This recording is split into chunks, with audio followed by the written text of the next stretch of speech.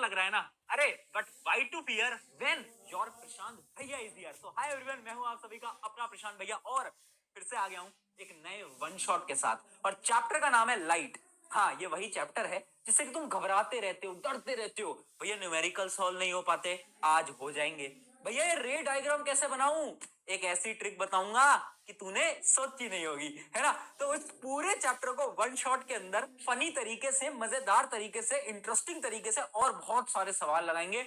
ये सवाल तुम्हारे एग्जाम्स के अंदर, बोर्ड एग्जाम्स के अंदर, स्कूल एग्जाम्स के अंदर रिपीट होने की चांसेस बहुत ज्यादा हाई है। ठीक है, सब कुछ करेंगे डिटेल में, है ना? बस तू इतना ध्यान रख, why to fear when your Prashant भैया इज हियर। ठीक है, जब जब तुझे प्रॉब्लम आएगी ना, तेरा भाई यहाँ पर खड़ा है। ठीक है, तेरा बड़ा भाई यहाँ पर खड़ा है, तुझे उतनी लोड नहीं लेनी है, मैं हूं। चलो जी, बहुत बढ़िया, क्या ही बैनर बनाए हैं, देख रहे हो कितना सुंदर लग रहा हूं मैं। वैसे मैं सुंदर हूं पर ठीक है। चलो जी, आज हम क्या क्या करने वाले हैं, टॉपिक्स क्या क्या कवर करने वाले हैं, सारे टॉपिक्स जो जो आपके एनसीईआरटी के अंदर हैं, जैसे कि reflection of light, spherical mirror, sign convention, numerical करेंगे, रिफ्रैक्शन ऑफ लाइट करेंगे, फिर लेंस भी पढ़ेंगे और पावर ऑफ लेंस भी पूरा का पूरा कंप्लीट कर रहे होंगे। ठीक है, मजेदार तरीके से पढ़ेंगे। नोट्स आपको टेलीग्राम पे अपलोड हो जाएंगे या फिर मैं डिस्क्रिप्शन में भी लिंक डाल दूंगा, है ना? तो नोट्स बाद में, पर बाद में, पहले लेक्चर देखना, बाद में नोट्स डाउनलोड करना, अभी नोट के पीछे मत भागो, है ना? वैसे पता है, मुझे तो उन स्टूडेंट्स के लिए सबसे ज्यादा बुरा लगता है जो कि क्लास में बैठ के नोट्स बनाते हैं और उनका दोस्त जब उनसे पूछता है ना कि भाई नोट्स दे दे, तो अच्छी खासी फोटोज लेते हैं और नोट्स भेज देते हैं। पर वहीं पर जब वो स्टूडेंट्स किसी और से नोट्स मांगते हैं, है ना, भाई यार मैंने नोट्स नहीं बनाए, मुझे नोट्स दे दे, तो उनकी मदद कोई नहीं करता, है ना? उनके लिए बुरा लगता है यार। चलो कोई बात नहीं, पर मैं अच्छा इंसान हूं, मैं नोट्स दूंगा। आ जाओ, स्टार्ट करते हैं। लाइट क्या है? रोशनी। भैया हमारे जीवन में तो अंधकार है। अरे नहीं नहीं, जीवन में उजाला हो जाएगा तेरे भी। पहले समझ लाइट क्या है। तो लाइट क्या है? Light is a form of energy. बड़ी बेसिक सी चीज है, एक एनर्जी की क्या है, फॉर्म है। एक बड़ा फन फैक्ट बताता हूं आपको कि light itself is not visible, यानी हम लाइट को देख नहीं सकते, लाइट की वजह से हम सब कुछ देख सकते हैं। क्या बात समझ में आई? अब देखो, लाइट की स्पीड सबको पता होगी, 3 × 10⁸ मीटर पर सेकंड। छोटी छोटी क्लासेस से पढ़ते आ रहे हैं। ओहो, छोटी क्लासेस में तो तुमने पढ़ाई करी कहां थी, रोस्ट नहीं कर रहा हूं बेटा, ठीक है ना? उसके अलावा लाइट जो है वो रेक्टिलिनियर मोशन करती है। रेक्टिलिनियर मोशन क्या होता है? यानी वो सीधी चलती है ना? वो भी तुम्हारे प्रशांत भाई की तरह सीधा है एकदम। ठीक है, तो रेक्टिलिनियर प्रोपोगेशन यानी लाइट जो होती है एकदम सीधी जाती है। उसके अलावा light can also travel in vacuum, वो भी हमने ऑलरेडी छोटी क्लासेस के अंदर, 9th क्लास के अंदर, 8th क्लास के अंदर पढ़ रखा था। अब आते हैं मेन मुद्दे की तरफ, जो कि है रिफ्लेक्शन। भैया ये रिफ्लेक्शन का है, ये क्या नया फिनोमिना है? मैंने कहा ज्यादा लोड नहीं लेनी। रिफ्लेक्शन क्या है? टिक टिक टिक टिक टिक टिक, यानी बाउंसिंग बैक ऑफ लाइट। यानी लाइट आई आई आई आई आई, टकराई और चली गई, है ना? लाइट आई, टकराई, चली गई। देखते हैं बेटा क्या है reflection of light. The phenomena of bouncing back of light रे when they strike on the surface of a object, है ना? जब लाइट आई, टकराई और चली गई, है ना? उसी प्रकार से जैसे वो भी तुम्हारी जिंदगी में आई थी, टकराई थी और चली गई थी, ठीक है, उसी प्रकार से लाइट भी आई, टकराई और चली गई। अब बहुत बेसिक चीजें ऑलरेडी पढ़ चुके, नहीं पढ़ा तो बता देता हूं। यहां पर एक रे डायग्राम है, इस रे डायग्राम को थोड़ा जूम करता हूं, उससे आपको क्लैरिटी मिलेगी। देखो, तीन चीजें होती हैं। सबसे पहले होती है इंसिडेंट रे। पहले डायग्राम क्लियर दिख रहा है ना सबको? चलो, इंसिडेंट रे ये जो है, ये है आपकी इंसिडेंट रे, यानी ये आई आई आई आई आई, ठीक है। अब यहां पर था एक प्लेन सरफेस, क्या था बेटा? Plane surface.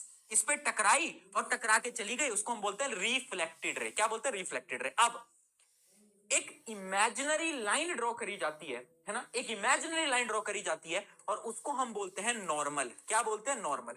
वो नॉर्मल क्या होता है? एक imaginary line perpendicular to the surface. ये जो सरफेस था, इसके एक परपेंडिकुलर ड्रॉ करी जाती है। परपेंडिकुलर समझते हो ना, 90 डिग्री, हाँ, तो एक परपेंडिकुलर ड्रॉ करी जाती है, उसको हम बोलते हैं नॉर्मल। ठीक है, तो तीन चीजें, रिफ्लेक्टेड रे, इंसिडेंट रे और नॉर्मल। ठीक है, तो ये तीन चीजें, ये आपको होपफुली पता होनी चाहिए कि इंसिडेंट रे क्या होता है, रिफ्लेक्टेड रे क्या होता है ना, और नॉर्मल क्या होता है। नॉर्मल क्या है? Imaginary line perpendicular to the surface. बहुत बढ़िया भैया, ये तो बहुत बेसिक चीजें हैं। मैंने कहा रुको जरा, सबर करो, अभी टफ टफ चीजें भी दिखाऊंगा, ऐसे क्वेश्चन दिखाऊंगा जो कि बोर्ड एग्जाम में डिट्टो छप के आते हैं। ठीक है, आ जाओ। देखो, दो लॉज है रिफ्लेक्शन के। What are the laws of reflection? Basic दो लॉज है। पहला लॉ क्या बोलता है? लॉ ये बोलता है कि angle of incidence angle of reflection के बराबर होगा। अब तुम बोलोगे भैया इंसिडेंस एंगल क्या है ये? मैं कहता हूं दिखा देता हूं। देखो, इस डायग्राम को ध्यान से देखो। एंगल ऑफ इंसिडेंस क्या होता है? वो एंगल जो कि इस लाइन, ये क्या है? इंसिडेंट रे, और ये क्या है? नॉर्मल है। इनके बीच का ये जो एंगल तुम देख पा रहे हो इसको हम बोलते हैं एंगल आई, यानी एंगल ऑफ इंसिडेंस। सिमिलरली इसके और इसके बीच का जो एंगल है इसको हम बोलते हैं एंगल आर, यानी एंगल ऑफ रिफ्लेक्शन। बेसिक है। तो भाई पहला रूल ये बोलता है कि जो दोनों एंगल है ना ये बराबर है, ये बदलेंगे नहीं, है ना। ये तुम्हारे दोस्त की तरह नहीं है बेटा, ये सेम रहेंगे, ये बदलेंगे नहीं, ये एकदम सेम रहेंगे, धोखाधड़ी नहीं करेंगे, ये दोनों सेम रहेंगे आपस में। तो पहला लॉ यही बोलता है angle of incidence is equal to the angle of reflection. दूसरा लॉ क्या बोलता है? दूसरा लॉ ये बोलता है कि जो तीनों रेस तुम देख रहे हो ना, टिंग टिंग टिंग टिंग टिंग टिंग टिंग टिंग टिंग टिंग टिंग टिंग, तो ये जो तीन रेस तुम देख पा रहे हो ना, ये तीनों की तीनों एक ही प्लेन पे लाई करेंगी। भैया प्लेन क्या होता है? वो वाला प्लेन, प्लेन यानी एक सरफेस। तो तुम देख सकते हो ये तीनों के तीनों एक ही सरफेस पे हैं। जैसे कि मान लो एक कागज है ना, कागज के ऊपर इंसिडेंट रे, रिफ्लेक्टेड रे और नॉर्मल, तीनों एक ही प्लेन पे क्या है, लाई करेंगी। ठीक है जी। तो ये याद रखना आपका second law, incident ray, reflected ray and normal क्या लाई करती है, एक, है ना, एक ही प्लेन पे लाई करते हैं। चलो जी, ये दो चीजें समझ आ गई क्या सबको? जल्दी से फटाफट से बता दो। अच्छा एक चीज याद रखना, अपने लेक्चर में ना जोश मीटर कितना है वो तुम्हारा हाई रहना चाहिए, यानी एनर्जी मीटर क्या है ना। तो अपना जोश एकदम हाई रहना चाहिए। जब तुम्हारा मास्टर यहाँ पर खड़ा होकर तुम्हें एनर्जी से पढ़ा सकता है तो यार बेटा तुम क्यों नहीं, है ना, तुम क्यों लोड ले रहे हो यार? थोड़ी एनर्जी रखनी है, एकदम हाई एनर्जी, वरना मैं रोस्ट कर देता हूँ बेटा, बहुत रोस्ट कर, एक तो मारता भी बहुत बेटा। बॉडी बना ली, बॉडी बॉडी बना ली, मारता और डंबल वंबल भी रखता हूँ, तो इसमें एनर्जी आई रखना। चलो जी आया, अब बात करते हैं एक नए टॉपिक की जिसका नाम है, मतलब एक डेफिनेशन है, एक टर्म होती है लेटरल इन्वर्जन। है ये क्या है? लेटरल इन्वर्जन है राइट का लेफ्ट, लेफ्ट का राइट। मतलब एक बार शीशे में जाकर खड़े हो जाओ, जाओ जाओ, जाओ फटाफट जाओ, जाओ जाओ, शीशे में खड़े हो जाओ, राइट हाथ उठाओ। शीशे में कौन सा हाथ उठा? लेफ्ट हाथ उठा कि नहीं उठा? अगर तुम्हारा राइट ही उठा बेटा तो इसका मतलब या तो शीशे में गड़बड़ है या तो बेटा तुम में गड़बड़ है। थोड़ा तांत्रिक वांत्रिक बुला लो घर पे। ठीक है। लेटरल इन्वर्जन क्या होता है? एक ऐसा फिनोमिना जिसमें जब हम मिरर में राइट चीज देखते हैं तो हमें लेफ्ट चीज मिरर में दिखाई देती है। ठीक है। तो क्या है lateral inversion? Is the phenomena where left and right sides of an object appear reversed, है ना, अपीयर रिवर्स यानी उल्टे हो जाते हैं। इसका सबसे बड़ा एग्जांपल क्या है? इसका सबसे बड़ा एग्जांपल है एम्बुलेंस। एम्बुलेंस जो होती है ना उनपे हमेशा उल्टा लिखा जाता है। आपने अगर देखा हो कभी एम्बुलेंस तो उसपे जो एम्बुलेंस है वो उल्टा लिखते हैं। पता है क्यों? क्योंकि मान लो मैं गाड़ी चला रहा हूँ, पीछे एम्बुलेंस है, मैं शीशे से देखूंगा तो शीशे में वो एम्बुलेंस मुझे सीधा दिखाई देगा। समझ रहे हो, है ना। इस वजह से एम्बुलेंस में उल्टा एम्बुलेंस लिखा जाता है। तो क्वेश्चन भी पूछा जाता है कभी कभार, what do you mean by lateral inversion? Why is ambulance written laterally inverted? उल्टा क्यों लिखा जाता है? ताकि जो आगे गाड़ी वाला है वो शीशे में, ताकि जो आगे गाड़ी वाला है वो शीशे में देखे और उसे एम्बुलेंस दिख जाए और वो रास्ता दे दे, है ना। एम्बुलेंस को जल्दी है भाई, जल्दी जाना, और वैसी बात है।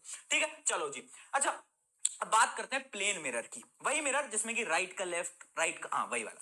तो प्लेन मिरर हम सबके घर में है, उसके कुछ फीचर्स बताओ, कैरेक्टरिस्टिक्स बताओ, है ना, क्या क्या फीचर्स हो सकते हैं प्लेन मिरर के। चलो आ जाओ, प्लेन मिरर को थोड़ा सा फीचर वीचर खेलते हैं। देखो भाई सबसे पहले प्लेन मिरर में जितनी भी इमेज बनती हैं वो वर्चुअल बनती हैं। भैया ये वर्चुअल क्या है? वर्चुअल यानी नकली। बेटा समझ, दो प्रकार की इमेज, एक रियल इमेज, असली इमेज, एक वर्चुअल इमेज जो कि वर्चुअल दुनिया में, है ना। जैसे कि फॉर एग्जांपल, है ना, तुमने उसको मैसेज करा, रिप्लाई नहीं आया, नहीं आया रिप्लाई तो बात नहीं हो पाई। रियल दुनिया में बात नहीं हो पाई पर वर्चुअल दुनिया में तो बात हो सकती है ना। नकली दुनिया, सपनों की दुनिया। उसी प्रकार से जो इमेज बनती है यहाँ पर प्लेन मिरर में वो कैसे बनती है? वो हमेशा वर्चुअल बनती है ना कि रियल। अच्छा एक चीज याद रखना और इसको ना कहीं पर दिमाग के अंदर डाल के रख लो, रियल, रियल का बड़ा भाई इन्वर्टेड, रियल का बड़ा भाई इन्वर्टेड, यानी जो भी इमेज रियल होगी वो पता है कैसी होगी? वो उल्टी होगी। उल्टी कैसी होगी बेटा? उल्टी। ठीक है। और वर्चुअल, वर्चुअल, वर्चुअल का बड़ा भाई बेटा कौन? वर्चुअल का बड़ा भाई इरेक्ट, इरेक्ट यानी सीधी, इरेक्ट यानी सीधी। ठीक है बेटा, कैसी होगी? एकदम सीधी। बहुत बढ़िया, है ना। तो जब भी इमेज वर्चुअल बनेगी वो सीधी बनेगी, जब भी रियल बनेगी उल्टी बनेगी। ठीक है। अब तुम खुद बताओ, तुम शीशे में जाकर खड़े हो जाओ और देखो खुद को, क्या तुम्हारी इमेज सीधी बन रही है? अगर सीधी, क्या बोल रहे हो, नहीं बन रही बेटा? सीधी ही बन रही बेटा, नहीं बन रही तो फिर वही कॉल करे तांत्रिक ठीक है। और वैसे बात है सीधी ही बन रही होगी, है ना। कैसे, क्यों सीधी बनेगी? क्योंकि वो वर्चुअल इमेज है। तो वर्चुअल इमेज हमेशा कैसी बनती है बेटा? इरेक्ट बनती है। बहुत बढ़िया। अच्छा आपके प्लेन मिरर में इमेज कैसी बनती है? Laterally inverted. अभी बताया, टुंग टुंग बता दिया। चलो आगे देखते हैं। अगला पॉइंट क्या है? Same size of the image, यानी जो इमेज का साइज होगा वो ऑब्जेक्ट के साइज के सेम है। जाके तुम सामने खड़े हो गए तो जितनी तुम्हारी हाइट है उतनी ही आपको मिरर में दिखाई दे रही होगी। क्या बात सत्य है? एक बार बता दो फटाफट से। हाँ बहुत बढ़िया है ना, बहुत सही, सारी चीज सही चल रही। आगे देखते हैं अगला point, the distance between the image obtained from the mirror is same as the distance between the object from the mirror. समझा रहा हूं बेटा, लोड नहीं लेना। मान लो तुम मिरर से, ये मिरर है, मैं यहां खड़ा हूं, ये मिरर है, मैं यहां खड़ा हूं, ठीक है। तो जो इमेज बनेगी मिरर के पीछे वो भी उतनी ही दूर पे बनेगी जितना मैं मिरर से दूर था, है ना। मैं यहां था, इतना डिस्टेंस था, उतने डिस्टेंस पे मेरी इमेज बनेगी। बस ये कह रहा है और कुछ नहीं कह रहा, ठीक है। तो ये कुछ पॉइंट्स थे। इसके अलावा एक पॉइंट जिसपे बार बार हर बार एमसीक्यू क्वेश्चन पूछा जाता है वो है focal length of plane mirror. Focal length क्या होती है आगे बात करेंगे, पर अभी बस तुम याद कर लो कि हमेशा फोकल लेंथ क्या होती है, इनफाइनाइट होती है बेटा। क्या होती है? इनफाइनाइट। तो याद रखना focal length of the plane mirror is infinite, यानी हम उसे काउंट नहीं कर सकते। यहां तक की कहानी क्या हम सबको समझ आई? फटाफट से चैट के अंदर बोलो। अब बढ़ते हैं पीके भैया, स्मार्ट पीके भैया, स्पेरिकल मिरर की तरफ। यहां तक सारी चीजें डन है, बहुत बढ़िया बहुत बढ़िया। यार देखो, तुम ना वो स्टूडेंट्स हो जो कि एक रात पहले पढ़ के इतने अच्छे मार्क्स लेकर आ जाते हो, है ना। तो सोचो अगर तुमने थोड़ी सी पढ़ाई लग कर ली तो तुम तो भाई इतिहास रच दोगे। अपने खुद के पोटेंशियल को कम मत नापो।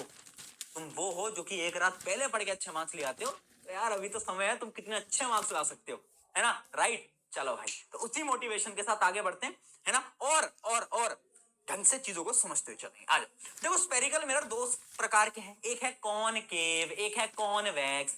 भैया ये कॉनकेव कौन, अरे बेटा देख, अरे बेटा देख देख देख, गुफा कैसी होती है, गुफा कैसी होती है, गुफा बेटा ऐसी कुछ होती है।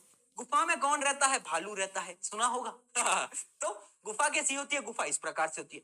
तो कौन केव में क्या आ रहा है? केव आ रहा है, केव, है ना। अगर आप ध्यान से देखोगे तो कौन केव, केव आ रहा है, केव यानी गुफा। तो जो कॉनकेव मिरर होगा वो इस प्रकार से होगा, यानी वो गुफा की तरह होगा। उसकी एक साइड तो क्या होगी? पॉलिश्ड, पॉलिश्ड होगी, पॉलिश्ड यानी वहां पे लाइट टकरा नहीं सकती, ठीक है। और ये जो दूसरी साइड होगी ये क्या होगी? ये रिफ्लेक्टिंग साइड होगी। क्या होगी बेटा? रिफ्लेक्टिंग साइड, ठीक है। तो ये हो गया कॉनकेव, गुफा। दूसरा क्या? कॉन्वेक्स। तो इसका एकदम अपोजिट क्या करो? इसका ऐसे अपोजिट बना दो, है ना, और अंदर की तरफ पॉलिश कर दो। क्या कर दो बेटा? अंदर की तरफ पॉलिश कर दो। बहुत बढ़िया। तो ये क्या है? कॉन्वेक्स। ये क्या है? कॉनकेव, केव यानी गुफा, गुफा जैसा दिखेगा। बहुत बढ़िया, ठीक है जी। ये दो प्रकार की अपनी मिरर्स होती हैं। अब यहां पर ना आपको कुछ चीजें, कुछ इंपॉर्टेंट टर्म्स हैं जो कि आपको पता होनी चाहिए। बहुत सारी इंपॉर्टेंट टर्म्स है, pole, centre of curvature, radius of curvature, एक एक करके समझते हुए चलेंगे, ठीक है। मैं आपको वापस से डायग्राम पे लाता हूं, उससे आपको और क्लैरिटी मिलेगी बेटा, ठीक है। ये आपका कॉन्वेक्स, ये है आपका कॉनकेव। आई होप ये इमेज आपको एकदम क्लियर होगी, ये इमेज आपको क्लियरली दिखाई दे रही होगी। I hope. मैं थोड़ी सी ब्राइटनेस कम कर देता हूँ, ठीक है जी, ताकि आपकी मदद हो जाए। अब तो एकदम बढ़िया दिखाई दे रही होगी। चलो आ जाओ, देखो ध्यान से देखना बेटा, ध्यान से। पोल क्या होता है? पोल, पोल क्या होता है भैया? Pole dance. नहीं बेटा, पोल क्या होता है? पोल होता है ये जो रिफ्लेक्टिंग सरफेस है, ये क्या है? Concave mirror. इसका जो मिड पॉइंट है, इसका जो मिड पॉइंट है बेटा वो पोल कहलाता है, ठीक है। रिफ्लेक्टिंग सरफेस का मिड पॉइंट पोल कहलाता है। उसके अलावा समझना बेटा, अगर ये रिफ्लेक्टिंग सरफेस था, है ना, तो ये किसी ना किसी पूरे के पूरे सर्कल का एक छोटा सा पार्ट है ना। अगर हम इमेजिन करें एक पूरा का पूरा सर्कल, अगर हम इमेजिन करें पूरा का पूरा सर्कल, तो सर्कल का जो सेंटर होगा, हर सर्कल का एक सेंटर होता है ना, वो होगा सेंटर ऑफ कर्वेचर। क्या बोलेंगे उसको? सी लिखेंगे उसको, सी, है ना। और ये आएगा आपका सेंटर ऑफ कर्वेचर। बहुत बढ़िया, बहुत बढ़िया बेटा। आगे देखो, अगर एक लाइन हम पास करें, एक ऐसी लाइन जो कि सेंटर ऑफ कर्वेचर और पोल से पास करेगी, तो उस लाइन को अपन क्या बोलेंगे? उस लाइन को अपन बोलेंगे प्रिंसिपल एक्सिस। वो वाले प्रिंसिपल नहीं, तुम्हारे स्कूल वाले बेटा, ये कौन है? प्रिंसिपल एक्सिस, ठीक है। अगली चीज और सबसे इंपॉर्टेंट चीज, सेंटर ऑफ कर्वेचर और पोल, इसका जो मिड पॉइंट है, इन दोनों का जो मिड पॉइंट है, यानी एक बीच का जो पोर्शन है, उसको हम बोलते हैं क्या? फोकस। या फिर बहुत सारी किताबों के अंदर प्रिंसिपल फोकस भी लिखा जाता है, ठीक है। हम फोकस बोल रहे हैं, ठीक है। अब ध्यान से समझना, यहां से लेकर यहां तक का डिस्टेंस, कहां से? सेंटर ऑफ कर्वेचर और पोल तक का जो डिस्टेंस है उसको मैं बोलता हूं रेडियस ऑफ कर्वेचर। क्योंकि सेंटर से सर्कल तक का डिस्टेंस क्या होता है? रेडियस होता है। पढ़ा? अबे पढ़ा था सुन, हाँ बहुत बढ़िया। Radius of curvature. और फोकस से लेकर पोल तक का जो डिस्टेंस है, इसको मैं क्या बोलता हूं? इसको मैं बोलता हूं फोकल लेंथ। क्या बोलता हूं बेटा? फोकल लेंथ, ठीक है। फोकल लेंथ, समझ आ गया? बहुत सही। अच्छा, इसके अलावा अब तुम खुद सोचो, ये क्या था? Mid point. ये क्या था? Mid point. तो क्या मैं बोल सकता हूं अगर मैं फोकल लेंथ को ट्वाइस कर दूं, यानी मैं फोकल लेंथ को 2 टाइम्स कर दूं, तो वो किसके बराबर होगा? रेडियस ऑफ कर्वेचर के। क्या ये चीज मैं बोल सकता हूँ? हाँ ना? फटाफट फटाफट। हाँ, बहुत बढ़िया। एक तो यार तुम ये जितने भी सीबीएसई वाले बच्चे हैं ना, इनके साथ सीबीएसई वाले जो बच्चे हैं ना, वो सबसे अलग अलग है, अनोखे हैं। पता है क्यों? इनके साथ प्रॉब्लम ये है, ना इन्हें हिंदी लिखनी आती है और ना इन्हें इंग्लिश बोलनी आती है ना? दोनों जगह पे लैग कर जाते हैं। या तो भैया अच्छे से हमें इंग्लिश ही सिखा देते बोलना, या तो हिंदी लिखना, दोनों ही नहीं आ पा रहा है। है ना? रिलेटेबल हो गया। तो समझ आया कैसे हुआ? 2 times of focal length radius of curvature के बराबर होगा। बहुत बढ़िया, बहुत बढ़िया। अच्छा, अब ये जो रिफ्लेक्टिंग सरफेस है ना, अगर इस रिफ्लेक्टिंग सरफेस की मैं पूरी लेंथ निकालूंगा तो वो कहलाएगा अपर्चर। क्या कहलाएगा? अपर्चर। टेंशन मत लो, सारी डेफिनेशन आपको देखने को मिलेंगी। ये सेम चीज होती है किसके साथ? कॉन्वेक्स मिरर के साथ। किसके साथ? कॉन्वेक्स मिरर के साथ। कॉन्वेक्स मिरर देखो कुछ इस प्रकार से होती है। ये होती है आपकी कॉन्वेक्स मिरर, ठीक है? अंदर की तरफ से क्या होती है? देखो ऐसे पॉलिश्ड होती है, ठीक है जी। अब क्या है? सेम ये सारी चीजें। रेडियस ऑफ कर्वेचर, यहां से लेकर यहां तक का जो डिस्टेंस है वो रेडियस ऑफ कर्वेचर। यहां पर आएगा प्रिंसिपल फोकस, और यहां से लेकर यहां तक क्या होगा? Focal length. क्या होगा बेटा? Focal length. ठीक है, बहुत बढ़िया। ये बात हमें एकदम समझ आ गई है, मजा आ गया है। तो अब एक एक करके टर्म्स को रीड करते चलते हैं, ज्यादा लोड नहीं लेना है। आ जाओ। देखो, पोल क्या है? पोल है centre point of the reflecting surface. क्या है? रिफ्लेक्टिंग सरफेस का जो सेंटर पॉइंट है वो पोल कहलाएगा। बहुत बढ़िया। अगला, सेंटर ऑफ कर्वेचर क्या है? सेंटर ऑफ कर्वेचर क्या है भैया? The center of the sphere of which mirrors reflecting surface forms the part। यानी वो तो छोटी सी मिरर है, उसको अगर पूरा का पूरा सरफेस होता तो उसका जो मिड पॉइंट होता, उसका जो सेंटर होता, वो क्या कहलाता? हाँ जी, सेंटर ऑफ कर्वेचर। अच्छा, कर्वेचर क्या है? अभी बताया, अभी बताया, आप गलती नहीं करनी है। बहुत बढ़िया। प्रिंसिपल एक्सिस क्या है? Straight line passing through pole and centre of curvature, शुक करके जो निकल जाती है। अगला, प्रिंसिपल फोकस। देखो कहीं फोकस लिखते हैं, कभी कभार प्रिंसिपल फोकस भी लिखते हैं, कंफ्यूज नहीं होना, ठीक है? क्या है? मिड पॉइंट है। किसका मिड पॉइंट है? बोलो बोलो बोलो बोलो। हाँ, सेंटर ऑफ कर्वेचर और पोल। बहुत बढ़िया। अगला, फोकल लेंथ। फोकल लेंथ क्या है? बता दिया, डिस्टेंस है। लास्ट है अपर्चर। अपर्चर क्या होता है? The diameter of the reflecting surface, यानी रिफ्लेक्टिंग सरफेस की जो लेंथ है वो क्या कहलाएगा? वो कहलाता है आपका अपर्चर। वो क्या कहलाता है? अपर्चर। मुझे फटाफट से बताओ, क्या ये सारी डेफिनेशंस हमें समझ आ गई? क्या ये सारी डेफिनेशन क्या हमें समझ आई? मैं 1 मिनट पानी पी लेता हूँ। चलो भाई, यहां तक समझ आ गया तो अब फटाफट से आगे का बताओ। एक सवाल है, define focal length of the spherical mirror. क्या होती है फोकल लेंथ? डिस्टेंस है कहां से कहां तक का? प्रिंसिपल फोकस से पोल तक का डिस्टेंस है। अगला, how is it related to the radius of curvature? तो तुम्हें पता है 2 टाइम्स फोकल लेंथ किसके बराबर होगी? रेडियस ऑफ कर्वेचर के बराबर होगी। ये हमेशा याद रखना, ठीक है? गांठ बांध लो, गांठ, है ना? गांठ बांध लेना, ठीक है? वरना पेपर में आया तो फिर कुछ भी हो सकता है, ठीक है? हाँ, तो इसलिए याद कर लेना गांठ बांध के। चलो, अब ना अपन रूल्स रूल्स खेलते हैं। रूल्स रूल्स क्या होता है? रूल्स यानी कुछ ऐसे रूल्स जिसकी मदद से अभी हम इमेज फॉर्मेशन करेंगे, आगे करेंगे। कुछ रूल समझ लेते हैं, आ जाओ। Rule number 1, a ray parallel to the principal axis will pass through focus. इसको थोड़ा सा चेंज कर देना, will pass through focus or appears, or appears to pass through focus. यानी या तो असली में पास करेगी, या तो हमें ऐसा लगेगा कि पास करेगी, है? ये क्या हुआ अभी समझाता हूँ, देख डायग्राम से तुझे सब समझ आएगा। तो इतने लोड में यार, तो टेंशन में कैसे आ जाते हो यार? तू, तेरे भाई तेरे साथ खड़ा है और फिर तुम टेंशन लेते हो। आ जाओ, देखो ये कॉनकेव, केव, गुफा गुफा गुफा, हाँ अब याद रहेगा। तो देखो, कॉनकेव पे अगर प्रिंसिपल एक्सिस के पैरेलल में कोई भी लाइट रे आती है, ठीक है? प्रिंसिपल एक्सिस के पैरेलल में कोई भी लाइट रे आती है तो हमेशा कहां से पास करेगी बेटा? फोकस से। कहां से? फोकस से, कॉनकेव में। पर कॉन्वेक्स में क्या होगा? देखना बेटा, कॉन्वेक्स जो मिरर होता है ना, कॉन्वेक्स होता है डाइवर्जिंग मिरर। यानी वो लाइट उसके पास आती है, वो दूर भगा देता है। ये भी उसी की तरह है, ठीक है? ये भी डाइवर्ट करने में फोकस करता है। जबकि कॉनकेव क्या कर रहा है? कॉनकेव तो सबको मिला रहा है, जबकि ये क्या कर रहा है? डाइवर्ज कर रहा है। तो इसको अपन कन्वर्जिंग मिरर भी बोलते हैं, इसको हम डाइवर्जिंग भी बोलते हैं, आगे पढ़ेंगे। देखो, अब अगर कोई भी लाइट रे आई ना, तो हमेशा कॉन्वेक्स से वो दूर चली जाएगी। क्या चली जाएगी? दूर। अब it will not actually pass through focus but appears to pass. Appears कैसे? देखो भाई, जब रियल दुनिया में कोई नहीं मिल पाता तो कहां मिलता है? सपनों की दुनिया में। बहुत एक्सपीरियंस है ना, वर्चुअल दुनिया में। तो पीछे ट्रैक करो ट्रैक करो ट्रैक करो, तो देखो फोकस से पास हुआ। यानी कॉनकेव हो या कॉन्वेक्स, जब भी लाइट पैरेलल होगी तो फोकस से पास करेगी या फिर appears to pass through focus. चलो भाई, रूल नंबर 1 डन ना डन?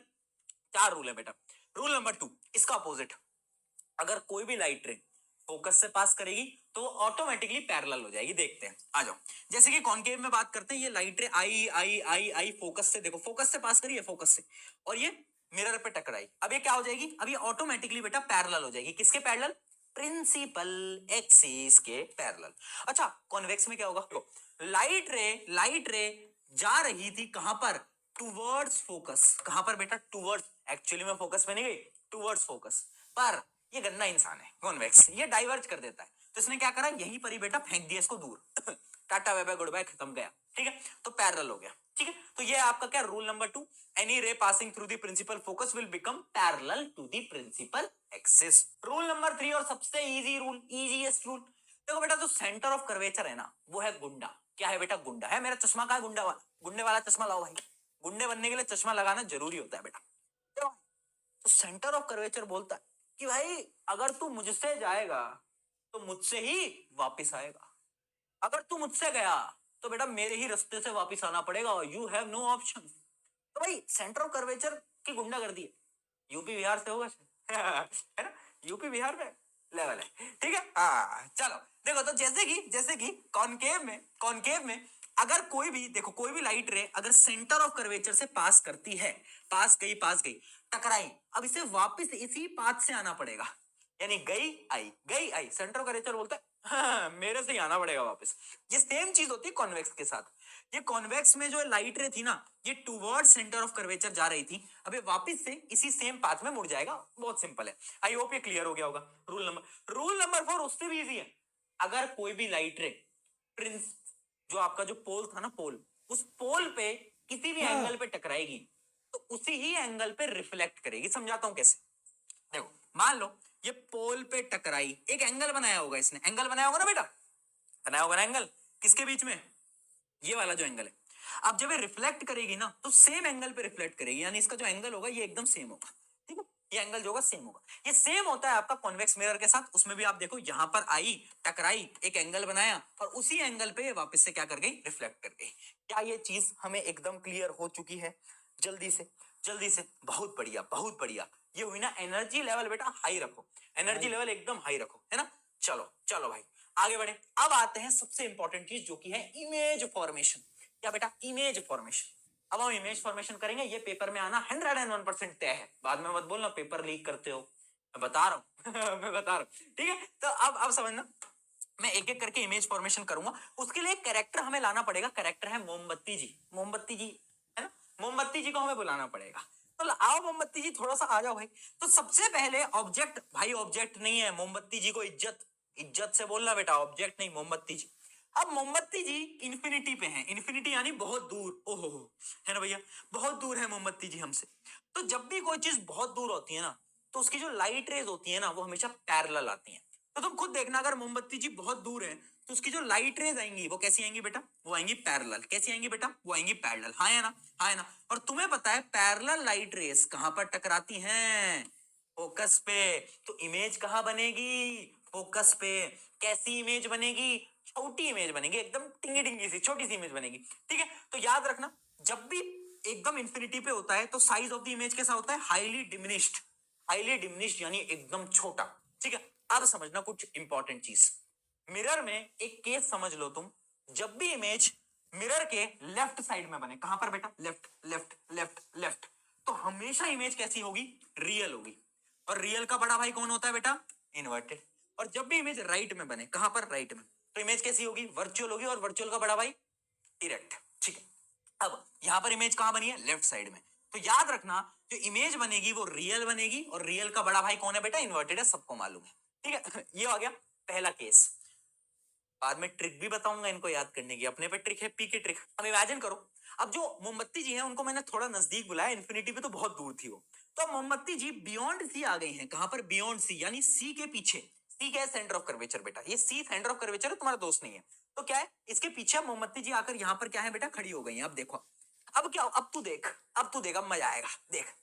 अब क्या है, एक लाइट रे पैरेलल डाल दो, और जब भी लाइट रे पैरेलल जाएगी तो तुमको सबको पता है कि वो कहां से पास करेगी? फोकस से पास करेगी। आया ना? सबको मालूम। अब क्या करो बेटा, दूसरी लाइट रे को अब तुम क्या करो, ये जो सेंटर ऑफ कर्वेचर है इससे भेज दो, क्योंकि जो लाइट रे सेंटर ऑफ कर्वेचर से जाती है वो कहां आती है, वापस सेम रास्ते पे वापस आती है ना। इमेजिन करो अगर कोई लाइट रे तुमने ऐसे सेंटर ऑफ कर्वेचर पे भेजी तो वापस भी कहां से आएगी, वापस भी इसी रास्ते से ही आएगी, हाँ है ना, हाँ है ना, ठीक है। तो ये लाइंस मिल कहां रही हैं, इस जगह पर, तो इमेज कहां बनेगी, उल्टी इमेज बनेगी और ऐसी इमेज बनेगी। अच्छा इमेज कैसी है, रियल है या वर्चुअल है, लेफ्ट साइड यानी रियल है। इमेज कैसी है, ज्यादा बड़ी तो नहीं है, मोमबत्ती जी तो बड़ी थी, ये तो इमेज तो छोटी, ठीक है। तो हम बोल सकते हैं इमेज है डिमिनिश्ड, डिमिनिश्ड यानी छोटी, रियल और इन्वर्टेड। बहुत बढ़िया, केस नंबर 2 समझ आ गया बेटा। ये मिरर का केस इंपॉर्टेंट है, क्यों, क्योंकि लेंस में ना ये केस सेम होगा, रिपीट होता है, रिपीट। तो मैं इधर समझा रहा हूं, ध्यान समझ लो बात, गुस्सा चला ठीक है, आयो देखो। अब आता है थर्ड केस और सबसे इंपॉर्टेंट भी लिखा है। केस क्या बताता है, केस ये बताता है अगर मैंने मोमबत्ती जी को और नजदीक बुलाया और मैंने सेंटर ऑफ कर्वेचर पे मोमबत्ती जी को खड़ा कर दिया। अब देखना बेटा, एक लाइट ऑफ रे तो तुम पैरेलल डाल दो, पैरेलल वाली लाइट ऑफ रे कहां से पास करती है, सबको मालूम है बेटा, हाँ पता है ना, पता है कि नहीं, ठीक। अब दूसरी लाइट रे को पता है कहां भेजो, तुम ना फोकस पे भेज दो दूसरी लाइट रे को। जब भी तुम किसी चीज को बेटा फोकस पे भेजते हो, जब भी कोई लाइट रे फोकस से पास करती है तो क्या होती है, पैरेलल हो जाती है, पैरेलल, याद आ गया, बहुत बढ़िया बहुत बढ़िया। तो ये टकराएगी और ये क्या हो जाएगी, ये पैरेलल हो जाएगी और ये आएगा आएगा आएगा और ये आपस में यहां पर जाकर मिलेगा। तो इमेज जो बनेगी वो इस डायरेक्शन में कहीं बनेगी और इमेज पता है एग्जैक्टली कहां बनेगी, इसके नीचे, कहां पर, इसी के नीचे, जहां पर मोमबत्ती जी थी उन्हीं के नीचे इमेज बन गई। हाँ, और सबसे अच्छी बात बताओ केस इंपॉर्टेंट क्यों है, इमेज का जो साइज होता है वो सेम होता है, इमेज रियल होती है इन्वर्टेड होती है, बस tata bye bye goodbye खत्म, आगे बढ़, चल आ जा। केस नंबर 4, इसके अंदर हम मोमबत्ती जी को और पास बुला रहे हैं बेटा, तो मोमबत्ती जी आ गई हैं यहां पर, है ना, सी और एफ के बीच में। अब वही करेंगे, क्या कर, हवन नहीं करेंगे बेटा, क्या करेंगे, लाइट रे डालेंगे और क्या करेंगे, अपने पे तो एक ही काम है, चलो भैया। और दूसरी लाइट रे अब मैं कहां डालूं, है ना, दूसरी लाइट रे मैं कहां डालूं, अब यह है सोचने वाली बात। सोचो बेटा जल्दी, कहां डाल सकते हैं, कहां डालें बेटा। दूसरी लाइट रे को चाहे तो तुम ऐसे फोकस से भी पास करा सकते हो, कोई दिक्कत वाली बात नहीं है ना। तो अभी क्या हो जाएगा, ये पैरेलल हो जाएगा और ये आपस में आके कहीं पर आगे थोड़ा सा इस डायग्राम को स्मूथ बनाना, है ना, थोड़ा सा कहीं इस जगह पर जाके मिलेंगे, यानी ये सेंटर ऑफ कर्वेचर के पीछे मिलेंगे, कहां पर, सेंटर ऑफ कर्वेचर के पीछे। तो इमेज जो बनेगी, एक तो इमेज बड़ी बनेगी, कैसी बनेगी, एन लार्ज, यानी इमेज बड़ी बनी, रियल बनेगी, इन्वर्टेड बनेगी, है ना, और कहां बन रही है, बियॉन्ड सी, कहां पर बन रहा है, बियॉन्ड सी। इसको मैं लिख देता हूं यहां पर, बियॉन्ड सी। चलो भाई 4 केस समझ आ गए, बहुत बढ़िया, आगे आते हैं। अब आते हैं अपन 5th केस पे। Grow your reach and reap rewards with the Google Ads app. Go ahead and run your first Google Ads campaign. 5th case पे, 5th केस में क्या है ना बेटा, अब मैंने मोमबत्ती जी को और पास बुलाया और मैंने उसे फोकल पे, यहाँ पर फोकस पे खड़ा कर दिया है। क्या करेंगे, वही करेंगे जो करते आ रहे हैं जीवन भर से, है ना बेटा, अपने पास तो एक ही काम है। तो भैया एक लाइन पैरेलल, बहुत बढ़िया। दूसरी लाइन कहां से डालूं, पोल पे डाल देता हूँ, सेम एंगल पे, है ना, याद करो एक ऐसे लॉ था ना कि एक एंगल पे अगर तुम पोल पे डालते हो तो उसी एंगल पे क्या है, रिफ्लेक्ट करेगी। अगर तुम्हें दिख रहा हो तो ये दोनों लाइट रेस पैरेलल है, क्या है ये पैरेलल, क्या पैरेलल चीजें कभी मिलती हैं, बताओ, हाँ कहाँ मिलती हैं, इनफाइनाइट पे, इनफाइनाइट यानी बहुत दूर। तो हम बोल सकते हैं इस केस के अंदर इमेज फॉर्म नहीं करेगी। अब मैं ये आंसर तुम्हारे लेटेस्ट एनसीईआरटी की वजह से बोल रहा हूं, एनसीईआरटी अपडेट हो चुकी है और उस एनसीईआरटी में कुछ करेक्शंस हुए हैं और करेक्शन में एक चीज साफ लिखी गई है कि इस केस के अंदर इमेज नहीं बनती। स्कूल्स के अंदर बताते हैं कि हाईली लार्ज इमेज बनेगी, हाँ इन्फिनिटी में इमेज बनेगी, पर एनसीईआरटी की टेबल देखना जिसमें साफ लिखा हुआ है कि इमेज के बारे में हम कुछ नहीं बता सकते क्योंकि एक्चुअली में तो इमेज बननी ही नहीं है, ठीक है। तो एनसीईआरटी में अपडेट हो गया है, मैं इसलिए बस तुम्हें बता। अब आते हैं केस नंबर 6, सबसे इंपॉर्टेंट, मोस्ट इंपॉर्टेंट, इसको तो गलती से भी गलत मत करना, क्या बोला मैंने, गलती से भी गलत मत करना, ठीक है। इसमें क्या है भैया, है इसमें ऐसा क्या खास है ना, वो एक पिक्चर आती है ना, किसने पू को मुड़ के नहीं देखा, है ना, तो उसमें ऐसा क्या खास है, ऐसे इसमें ऐसा क्या खास है, पेपर में आएगा ये खास है ठीक है। अब देख बेटा, मैंने मोमबत्ती जी को और करीब बुला लिया है और मोमबत्ती जी यहां पर आ गई हैं पी और एफ के बीच में, ठीक है, पी एफ के बीच में आ गई। अब क्या करूं, वही जो करता आया हूं, सबसे पहले तो एक लाइट रे तुम यहां से डाल दो, है ना, एक लाइट रे ऐसे, है ना। अब बहुत सारे लोग बोलेंगे भैया एक लाइट रे क्या करो, ऐसे पैरेलल डाल दो और वो ऐसे फोकस से पास करेगा, क्या ये डायग्राम सही है, तो मेरा ये मानना है ये डायग्राम गलत है, ठीक है, क्यों? क्योंकि भाई ऑब्जेक्ट खड़ा है तो सीधे लाइट रे डालेगा, तो ऑब्जेक्ट को क्या काट के लाइट चली जाएगी? ऑब्जेक्ट है, क्या लाइट ऑब्जेक्ट से पास करेगी? नहीं करेगी। तो यहां पर डायग्राम थोड़ा सा चेंज करते हैं, इसी वजह से कॉम्प्लिकेट हो जाता है। हम क्या करते हैं, हम इस डायरेक्शन में ऐसे एक लाइट रे डालते हैं। कहां पर? इस डायरेक्शन में। और ये जो डायरेक्शन है ना, ये है सेंटर ऑफ कर्वेचर की डायरेक्शन, यानी लाइट यहां पर टकराती है और सेम पाथ पे ही क्या करती है? रिफ्लेक्ट करती है और ऐसे सेंटर ऑफ कर्वेचर से पास करती है। ठीक है, तो इसका डायग्राम कुछ इस प्रकार से आएगा। अब ध्यान से समझना, ये टकराया और ये वापस से सेंटर ऑफ कर्वेचर से पास करा। अब ये जो दोनों लाइट रेज हैं ये दूर जा रही हैं, यानी ये कभी मिलेंगी नहीं। तो ये कहां पर? देखो, अगर तुम रियल दुनिया में नहीं मिल पाए तो कहां मिलते हैं? वर्चुअल दुनिया में। तो अब हम देखेंगे कि ये दोनों लाइट रेज वर्चुअल दुनिया में जाकर कहीं यहां पर एक इमेज क्रिएट करेंगी। और इमेज कैसी होगी? राइट साइड में इमेज क्रिएट हुई है तो कैसी होगी? वर्चुअल और इरेक्ट। और कैसी होगी? हाईली एनलार्ज, यानी बहुत बड़ी इमेज होगी। ठीक है, ये रे डायग्राम इंपॉर्टेंट है। और ये वर्चुअल और इरेक्ट होती है, ये भी याद रखना। एक ही ऐसा केस है जहां पर इमेज आपकी कैसी बनती है? वर्चुअल और इरेक्ट। क्या ये बात समझ में आई? जल्दी से बता दो चैट के अंदर, फटाफट से बताओ। क्लियर है? बहुत बढ़िया, बहुत बढ़िया, है ना? हाँ हाँ, कोई नहीं लिखेगा कि रे डायग्राम क्रॉस, है ना, मोमबत्ती जी की प्रेम कहानी राइट। कोई कमेंट नहीं करेगा, कोई कमेंट नहीं करेगा। अच्छा, इससे मुझे याद है, बहुत बहुत लोग मुझसे पूछते रहते हैं कि भैया वो अपोजिट जेंडर डिस्ट्रैक्शन हो रहा है, क्या करें? लड़के मुझसे पूछते हैं अपोजिट जेंडर डिस्ट्रैक्शन हो रहा है, क्या करें? बेटा डीपी लगा ले। जिस दिन तेरी शक्ल रिवील हो गई उसके बाद तो वैसे भी कोई डिस्ट्रैक्शन नहीं होगा, सामने से मैसेज आना नहीं। ठीक है डीपी लगा ले तू, आजा आगे समझ ले, पढ़ ले चुपचाप। ये तो देखो 6 केसेस थे, मुझे पता है इन 6 केसेस में तुम्हारा दिमाग खराब हुआ है, पर अब मैं तुम्हें दिखाऊंगा आइला जादू। क्या है जादू? देखो, अब मैं जादू दिखाऊंगा बेटा। काउंटिंग आती है 1 2 का, 4 4 2 का, वो वाली काउंटिंग नहीं, 1 2 3 4 वाली काउंटिंग। देखो बस तुम काउंटिंग करते जाओ। यहां पर लिखो 1, क्या लिखो? 1, है ना। इस पोजीशन को मान लो इनफाइनाइट, ठीक है। फिर लिखो 2, ठीक है। फिर इसके ऊपर लिखो 3, फिर लिखो 4, फिर इस पे लिखो 5, फिर इस पे लिखो। ये काउंटिंग तो सबको आती है।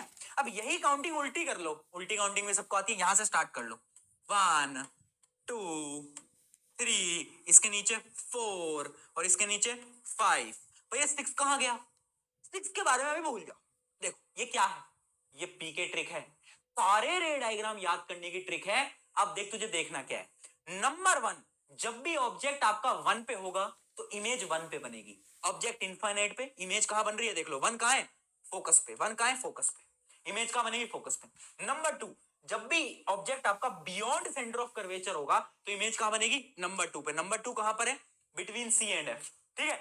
जब 3 पे होगा तो इमेज कहां बन रही है? 3 पे, देख लो।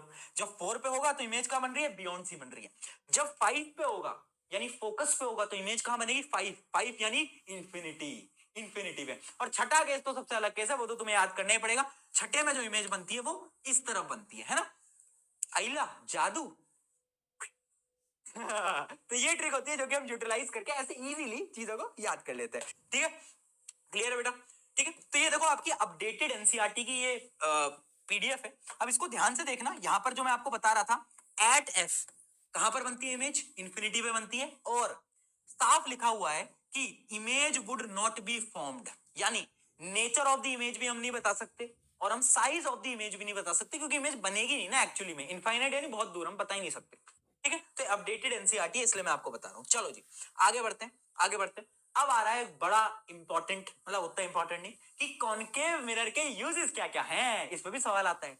देखो भाई, कॉनकेव मिरर क्या है? एक प्रकार का कन्वर्जिंग मिरर। क्या? कन्वर्जिंग, जो कि चीजों को बड़ा कर देता है ना, है ना। जैसे वो डोरेमोन में आता है ना, बिग लाइट उसी की तरह ये चीजों को बड़ा कर देता है। तो ऐसे याद करो डोरेमोन को, बिग लाइट। ठीक है, किस किस ने देखा है डोरेमोन? वैसे देखा ही होगा वैसे तो, मैंने भी अपने बचपन में देख रखा है यार, तो तुमने भी देखा ही होगा। ठीक है, देखो कॉनकेव मिरर जो है वो चीजों को बड़ा कर देता है। तो जैसे कि शेविंग है ना, दाढ़ी वाड़ी थोड़ा सा, तो उसमें आपको बड़ा चाहिए होता है इमेज आपकी। तो इस वजह से शेविंग मिरर्स के अंदर, है ना, लड़कियां मेकअप लगा रही हैं, है ना, मेकअप लगा रही हो तो उसमें भी आपको थोड़ा बड़ा चाहिए। तो कॉनकेव मिरर जब चीजें हमें मैग्नीफाई करनी होती है, बड़े करनी होती है, तब काम आता है। उसके अलावा solar furnace, very important. Solar furnace क्या होता है? एक ऐसा डिवाइस होता है जो कि सूरज की सारी रोशनी को एक जगह पर पॉइंट करता है, कंसंट्रेट करता है। तो वहां पर भी कौन सा मिरर यूज होता है? याद रखना, कौन सा? Concave mirror. ये भी इंपॉर्टेंट है। हेडलाइट, तो देखो जैसे आपकी गाड़ियों की हेडलाइट होती है ना, तो वो भी क्या है? हेडलाइट जो है गाड़ियों की वो भी कॉनकेव होती है। देखो गुफा की तरह होती है, कॉनकेव मिरर की तरह वो होती है। ठीक है, तो उसमें जो बल्ब होती है ना, बल्ब, वो पता है कहां पर होती है? मान लो ये बल्ब है, मान लो ये बल्ब है, बल्ब पता है कहां पर होती है? Bulb is situated near the focus, यानी ये जो बल्ब है ना, ये फोकस के एकदम नजदीक होती है। कहां पर? फोकस के एकदम नजदीक होती है बल्ब, इसको वहीं पर लगाया जाता है। इस मिरर की फोकस के एकदम नजदीक बल्ब को रखा जाता है ताकि हम दूर तक चीजों को देख पाए। ठीक है, बहुत बढ़िया, बहुत बढ़िया। चलो, ये गाड़ी कौन सी थी भाई? ये कौन सी गाड़ी है? वाह यार, बहुत बढ़िया लग रही है। चलो जी, सवाल का जवाब देंगे Megha. Oh my God, Megha कहां जा रही हैं? मेघा जा रही हैं डेंटिस्ट के पास। ठीक है जी। Megha visited a dentist in his clinic. She observed that the dentist was holding an instrument fitted with a mirror. State the nature of this mirror and reason for it use in the instrument used by dentist. कौन से प्रकार का mirror dentist use करेंगे? Dentist को आपके दांत के अंदर देखना है भैया, तो इमेज उसे बड़ी चाहिए। बड़ी इमेज के लिए सिर्फ और सिर्फ कॉनकेव मिरर को यूज किया जाता है। सवाल में पूछ रहा है क्यों कॉनकेव मिरर को? क्यों? क्योंकि भाई concave mirror magnifies the image of your teeth so that dentist भैया देख पाएंगे और बता पाएंगे कीड़ा लगा है दांत में बेटा, है ना। अच्छा, डेंटिस्ट वाले ना सब वो कराने को बोलते हैं ना, क्या बोलते हैं उनको? Root canal. रूट कैनाल करा लो, रूट कैनाल। छोटा सा कीड़ा लग गया था दांत में, डेंटिस्ट के पास गया, रूट कैनाल कराओ, रूट कैनाल। मैंने कहा अरे मत कराओ रूट कैनाल, बस फिलिंग कर दो, है ना। चलो अगला सवाल। A student uses a concave mirror to burn a paper by focusing sunlight. Identify the position where the paper must be placed. क्या बोल रहा है? ये है आपका कॉनकेव मिरर, ठीक है। और उस भाई ने एक पेपर ले रखा है और उस पेपर पे ना वो सारी लाइट को कंसंट्रेट करना चाहता है। अच्छा, सूरज बहुत दूर है, तो सूरज से लाइट कैसी आती है बेटा? पैरेलल आती है, पैरेलल। तो मुझे बताओ पैरेलल लाइट कहां पर मिलती है? तो ऑब्वियस सी बात है फोकस पे मिलती है। तो उस पेपर को हमें कहां रखना होगा? उस मिरर के फोकस के पास। कहां पर? उस मिरर के फोकस के पास, और यही इसका सही आंसर होने वाला है। ठीक है, चलिए जी, बहुत बढ़िया, यहां तक भी समझ आ गया, ऑल गुड। अगला सवाल देखते हैं आपकी स्क्रीन के ऊपर बेटा, ये रहा, टिडिंग टिडिंग टिडिंग। चलो, अ साइंस टीचर, ओहो पीके भैया की बात हो गई, वाह यार, पीके भैया आ जाओ। Placed a candle in front of concave mirror, student observed the nature, size and the position of the image by changing the position. Question पढ़ते हैं। What type of image is formed when the object is placed at the centre of curvature? देखो, मैंने क्या करा, मैंने मोमबत्ती जी को concave mirror के अलग अलग पोजीशन पे रखा। पहला सवाल कि जब मैं मोमबत्ती जी को सेंटर ऑफ कर्वेचर पे रखता था तो इमेज कहां बनती थी? Same same same, centre of curvature पे ही बनती थी। कैसी बनती थी? रियल बनती थी, इन्वर्टेड बनती थी। बहुत बढ़िया। What will be the nature and size of the image when candle is placed between pole and focus? Last case, pole और फोकस के बीच में जब भी हम ऑब्जेक्ट को रखते हैं तो जो इमेज बनती है वो वर्चुअल बनती है, इरेक्ट बनती है और बड़ी बनती है, मैग्नीफाइड बनती है। चलो, which type of mirror always forms a virtual image? Very important question बेटा, स्टार मार्क करो। पता है आपको कौन सी ऐसी इमेज, कौन सा ऐसा मिरर है जो कि वर्चुअल और डिमिनिश्ड यानी छोटी इमेज बनाएगा? बोलो, मैं बताऊं? कॉन्वेक्स। क्योंकि कॉनकेव मिरर जो है वो हर बार वर्चुअल इमेज नहीं बनाता, वो एक ही केस में बनाता है। जबकि हम अभी आगे पढ़ेंगे जो कॉन्वेक्स होगा आपका कॉन्वेक्स मिरर, वो हमेशा कैसी बनाएगा? वर्चुअल इमेज और छोटी इमेज बनाएगा। अगला, why are concave mirror used in torch? Torch या फिर हेडलाइट्स में कहां पर क्यों यूज किए जाते हैं? क्योंकि उनका काम क्या होता है? बताओ, उनका काम क्या होता है? मैग्नीफाई करने का उनका काम होता है। चलिए, बहुत बढ़िया, ये सारे के सारे क्वेश्चंस थे और ये आपके सारे के सारे जवाब थे। एक क्वेश्चन और करते हैं, फिर कॉन्वेक्स मिरर की तरफ फटाफट से पढ़ते हैं। बताओ इसका आंसर। चलो भाई, कौन कौन कर पाए इस सवाल को? बहुत इजी सवाल तो नहीं बोलूंगा, अच्छे लेवल का सवाल है। क्वेश्चन में क्या बोला है? हमें डाटा देखना है। ये डाटा क्या है? हमने ना एक कॉनकेव मिरर को यूज करा है। किसको यूज करा है? कॉनकेव मिरर को। और मतलब अलग अलग कॉनकेव मिरर है ना, तीन अलग अलग कॉनकेव मिरर हैं, एक है ए, एक है बी, एक है सी। ठीक है, तो एक कॉनकेव मिरर की फोकल लेंथ है 20, एक की है 15, एक की है 30, और हमने ऑब्जेक्ट्स को अलग अलग लोकेशन पे रखा है ना, तीनों मिरर के साथ अलग अलग। अब क्वेश्चन में क्या बोल रहा है? In which of the above cases will the mirror form a diminished image? यानी इनमें से कौन से केस के अंदर हमेशा इमेज आपकी छोटी बनेगी? अब इसमें आपको कैलकुलेशन नहीं करनी, आपको बस देखना है। देखो, फोकल लेंथ है 20 और ऑब्जेक्ट है कहां पर? बोलो, 45 पे। यानी ऑब्जेक्ट को कहां पर रखा गया है? बोलो। अच्छा, फोकल लेंथ अगर 20 है तो सेंटर ऑफ कर्वेचर कहां पर होगा? सेंटर ऑफ कर्वेचर इसका डबल यानी 40 पे होगा। हाँ है ना? हाँ है ना? बिल्कुल। यानी हमने ऑब्जेक्ट को बियॉन्ड सेंटर ऑफ कर्वेचर रखा है। याद करो, बियॉन्ड सेंटर ऑफ कर्वेचर, है ना, ये सी के भी पीछे रखा है। तो जब भी हम ऑब्जेक्ट को बियॉन्ड सेंटर ऑफ कर्वेचर रखते थे तो इमेज कैसी बनती थी? बताओ, एकदम छोटी इमेज बनती थी, है ना। तो यानी इस केस के अंदर केस नंबर 1 के अंदर ही आपकी जो इमेज बनेगी बेटा वो हमेशा छोटी बनेगी। चलो बहुत बढ़िया, आगे पढ़ते हैं। List 2 properties of the image formed in case 2। Case 2 के अंदर कैसी इमेज बन रही है देखते हैं। केस 2 में फोकल लेंथ है 15 और ऑब्जेक्ट को हमने 30 सेंटीमीटर पे रखा है। कन्वेक्चर देखो डबल, एग्जैक्टली डबल, यानी ऑब्जेक्ट को हमने सेंटर ऑफ कर्वेचर पे रखा है। और जब भी हम ऑब्जेक्ट को सेंटर ऑफ कर्वेचर पे रखते थे बेटा तो क्या होता था, बहुत बढ़िया सेम इमेज बनती थी, सेम साइज, रियल, इन्वर्टेड, और साइज क्या होता था इमेज का एकदम सेम होता था। चलो बहुत सही। Last question, what is the nature and the size of the image formed by mirror C. Mirror C जो है ये बहुत स्पेशल है बेटा, पता है क्यों? इसकी फोकल लेंथ तो 30 है और ऑब्जेक्ट को हमने 20 पे रखा है, यानी हमने ऑब्जेक्ट को रखा हुआ है बियॉन्ड, मतलब between between F and P, इसके बीच में ऑब्जेक्ट को रखा है ना? क्योंकि ये तो कितना है, ये तो है 30, बट हमने तो 20 पे ही रख दिया। देखो काउंटिंग यहां से स्टार्ट होती है बेटा, ये 0 होता है तो हमने 20 पे रखा है, जबकि फोकल लेंथ कहां थी, 30 पे। तो यानी इमेज कैसी बनेगी, special case, virtual, erect, magnified. रे डायग्राम तुम्हें आता ही है, ये रे डायग्राम बहुत इंपॉर्टेंट है बेटा, ठीक है। चलो जी आगे बढ़ते हैं फटाफट से। अब बात करते हैं कॉन्वेक्स मिरर की। कॉन्वेक्स मिरर वैसे पेपर में पूछा नहीं जाता बट फिर भी बता देता हूं, बहुत इजी है, बहुत सिंपल है। देखो कॉन्वेक्स मिरर के 2 ही केसेस हैं, 6 केसेस नहीं है, 2 ही है, बहुत सिंपल। पहला केस, या तो मोमबत्ती जी आपकी इंफिनिटी पे है, दूसरा केस या तो इंफिनिटी के अलावा कहीं पर भी है।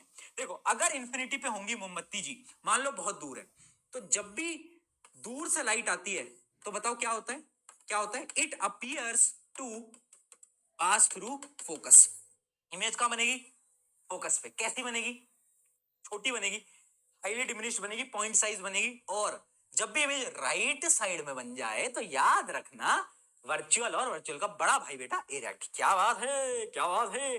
दूसरा केस, एनी डिस्टेंस, कहीं पर भी हो, मोमबत्ती जी चाहे यहां है चाहे वहां है, फर्क ही नहीं पड़ता। क्या करोगे, पहले लाइट रे डालो, दूर भेज दो, और कहां से पास करेगा, फोकस से पास करेगा, बहुत बढ़िया।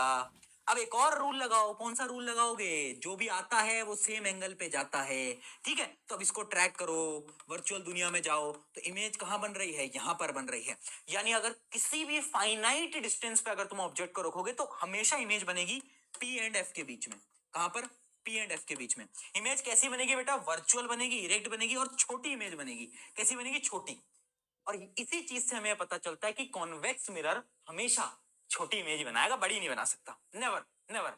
डिमिनिश बनाएगा, छोटी बनाएगा। ये स्मॉल लाइट है, ये बिग लाइट नहीं है भैया, ये स्मॉल लाइट, इसका काम ही है, ठीक है जी। ये टेबल मैं आपको दिखा देता हूं कि ये एक ऐसी टेबल है जो कि आप रीड कर लेना बाद में, और ये कंपैरिजन है किनके बीच का, कॉन्केव और कॉन्वेक्स का, जो कि मैंने आपको ऑलरेडी बता रखा है। देखो मुझे पता है अभी देखकर तुम्हें ऐसा लग रहा होगा भैया इतनी सारी चीजें कैसे होंगी, याद कैसे होंगी। यार तुम्हारे अंदर कॉन्फिडेंस नहीं है क्या, खुद के अंदर भरोसा रखो यार, है ना। अगर जिंदगी में कुछ करना है ना तो सारी चीजें छोड़नी पड़ेंगी। या तो तुम सारी चीजें छोड़ दो, जितने भी तुम्हें व्हाट्सएप फेसबुक ये सब छोड़ो, या तो सपने देखना छोड़ दो। ऑप्शन है तुम्हारे पास, या तो वो छोड़ो या तो सपने देखना छोड़ो। डिसीजन तुम्हारा है, मेहनत तो करनी पड़ेगी आज। अच्छा यूजेस क्या होते हैं कॉन्वेक्स मिरर के, तो कॉन्वेक्स मिरर ऐसा है स्मॉल लाइट की तरह, यानी ये इमेज को छोटा कर देता है। तो इसका सबसे बड़ा काम आता है आपके रेयर व्यू मिरर्स के अंदर। गाड़ी में देखते हैं ना ऐसे ऐसे साइड में देखते हैं कि पीछे कौन है, तो उस मिरर के अंदर पता है क्या होता है, रेयर व्यू मिरर के अंदर कॉन्वेक्स मिरर है जो कि आपको दूर तक का दिखाता है, वाइडर व्यू देता है ना। तो पहला तो है इसका रेयर व्यू। अगला है सिक्योरिटी कैमरास। जितने भी आपके सिक्योरिटी कैमरास होते हैं या फिर आपके वो नहीं होते, होटल में गए हो तो एक नहीं होता ऐसे झांकने वाला, वो देखा है तुमने, हाँ। तो वो जो होता है, उसका नाम याद नहीं आ रहा है मुझे, वो जो होता है उसके अंदर क्या होता है, आपका कॉन्वेक्स मिरर होता है। क्या होता है बेटा, कॉन्वेक्स मिरर होता है। क्या बात क्लियर है, जल्दी से बताओ फटाफट से, बहुत बढ़िया सही है। तो कॉन्वेक्स मिरर के भी यूजेस पढ़ लिया, कॉनकेव मिरर के भी यूजेस पढ़ लिया। अब आते हैं सबसे इंपॉर्टेंट साइन कन्वेंशन। क्या बेटा, साइन कन्वेंशन, ये बहुत इंपॉर्टेंट है, पास आ जा। ये एक ऐसा टॉपिक है जिससे न्यूमेरिकल आने, और ये अगर तूने आज सीख लिया तो लेंस में भी सेम आएगा। क्या आएगा, सेम आएगा। देखो कुछ भी हो, चाहे मिरर हो चाहे लेंस हो, मुझे फर्क नहीं पड़ता। क्या नहीं पड़ता, मुझे फर्क नहीं पड़ता, चाहे मिरर हो चाहे लेंस हो। आज बता रहा हूं, जो भी चीज लेफ्ट में होगी वो हमेशा नेगेटिव होगी, जो भी चीज राइट में होगी वो हमेशा पॉजिटिव होगी, जो भी चीज ऊपर होगी है ना वो पॉजिटिव होगी, जो भी चीज नीचे होगी वो नेगेटिव होगी। बस खत्म, tata bye bye goodbye. ये साइन कन्वेंशन है, ये देखो कुछ टर्म समझना। यू क्या होता है, यू होता है ऑब्जेक्ट का डिस्टेंस, है ना। ऑब्जेक्ट कितनी दूर है, जैसे मान लो मैंने अपनी मोमबत्ती जी को यहां पर रख दिया, है ना, तो पोल से ये जो डिस्टेंस है ये क्या कहलाएगा, ये u कहलाएगा, ठीक है। ये क्या कहलाएगा बेटा, u कहलाएगा, ध्यान समझ लेना, इंपॉर्टेंट है, ठीक है। v क्या होता है, v होता है इमेज डिस्टेंस, कहां से, पोल से। तो पोल से इमेज मान लो यहां बन रही है, तो ये जो डिस्टेंस होगा ये v हो जाएगा। और एक चीज होती है f, f क्या है, सबको मालूम है, फोकल लेंथ, अब तो इतनी बार पढ़ लिया, ठीक है। तो तीन चीजें हैं, ये आपको पता होनी चाहिए, v u f। Sign convention पूरा का पूरा बस इतना ही है, मैंने आपको बता दिया। अब फटाफट से आते हैं हम किसकी तरफ, कुछ फॉर्मूले की तरफ। जैसे एक मिरर फॉर्मूला है, बड़ा प्यारा सा है, नन्ना मुन्ना सा है।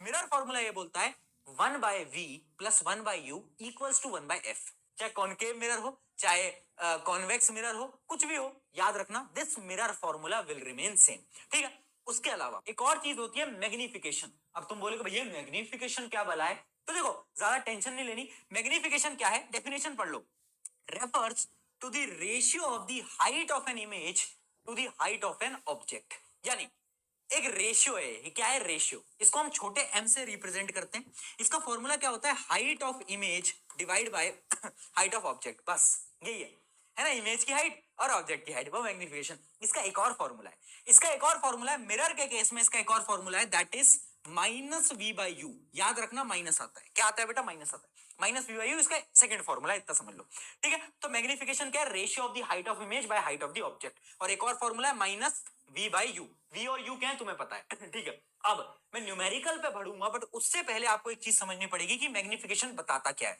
मान लो आपका मैग्निफिकेशन आया -3, इसका क्या मतलब है, जब भी मैग्निफिकेशन की वैल्यू माइनस आ जाए तो याद रखना इमेज आपकी रियल, और रियल का बड़ा भाई कौन, इन्वर्टेड, बहुत बढ़िया। अच्छा, अगर ये अब ये माइनस और पॉजिटिव साइन का मतलब अलग होता है। माइनस का साइन का मतलब क्या होता है बेटा, माइनस का साइन का मतलब क्या होता है, अगर यहाँ +3 है, माइनस का मतलब रियल इन्वर्टेड, और पॉजिटिव अगर आ जाए मैग्निफिकेशन यानी वर्चुअल, वर्चुअल और वर्चुअल का बड़ा भाई इरेक्ट, ठीक है। माइनस और पॉजिटिव का मतलब है रियल वर्चुअल। अब उसके आगे की जो वैल्यूज हैं, जैसे यहाँ पर 3 है, 3 का क्या मतलब है कि जो इमेज बनी है ना, वो 3 गुना साइज है, यानी पॉजिटिव नेगेटिव को भूल जाओ, वो सिर्फ वर्चुअल और इरेक्ट बताता है ना, और रियल इन्वर्टेड ये बताता है। जबकि जो आगे की वैल्यूज हैं, यहाँ पर 3 है, 3 का क्या मतलब है कि जो इमेज बनी है ना, वो 3 गुना साइज है, यानी पॉजिटिव नेगेटिव को भूल जाओ, वो सिर्फ वर्चुअल और इरेक्ट बताता है ना, और रियल इन्वर्टेड ये बताता है। जबकि जो आगे की वैल्यूज हैं, ये बताते हैं कि कितनी बड़ी इमेज बनी है। अच्छा, मान लो अगर मैग्निफिकेशन आपका आ जाए -0.1, इसका क्या मतलब है, माइनस का मतलब रियल इन्वर्टेड, 0.1 का क्या मतलब है, 0.1 का मतलब है कि इमेज छोटी बनी है। मैग्निफिकेशन जब 1 से कम आ जाए ना, तो समझ लेना कि इमेज कैसी छोटी है, ठीक है। अभी अगर समझ नहीं आया तो न्यूमेरिकल सॉल्व करेंगे, उसमें क्लियर होता जाएगा आ जाओ फटाफट से न्यूमेरिकल पे आते हैं। देखो बेटा, सॉल्व करो। सवाल क्या है, a student conducts an activity using a flask of a height 15 centimetre and a concave mirror, ठीक है। तो उसने क्या करा है, उसने एक फ्लास्क लिया है और कॉनकेव मिरर के सामने रख दिया है। फ्लास्क यानी आप कुछ भी मान लो, और उस फ्लास्क की हाइट हमें गिवन है, यानी हमें ऑब्जेक्ट की हाइट गिवन है, जो कि है 15 सेंटीमीटर, ठीक है। अब मुझे खुद बताओ, ये मैं पॉजिटिव लूंगा या नेगेटिव लूंगा, ऑब्जेक्ट हमेशा हम सीधा रखते हैं, ऊपर रखते हैं, यानी ये कैसा होगा, पॉजिटिव। अब ये पॉजिटिव नेगेटिव का गेम है बेटा सारा। देखो, he finds that the image formed is 45 centimetre in height and real, क्या बोला, रियल। जब भी इमेज आपकी रियल बनती है, रियल का बड़ा भाई कौन, उल्टा, इन्वर्टेड। और जब भी इमेज उल्टी बनेगी तो मैं हाइट ऑफ इमेज क्या बोलूंगा, पॉजिटिव या नेगेटिव, बोलो नेगेटिव। क्यों क्यों क्यों क्यों क्यों, क्योंकि उल्टी इमेज बनी ना, जो भी चीज नीचे नेगेटिव, जो ऊपर, ठीक है। हमें बताना मैग्निफिकेशन क्या होगा, अब तो कुछ सवाल में बचा ही नहीं है।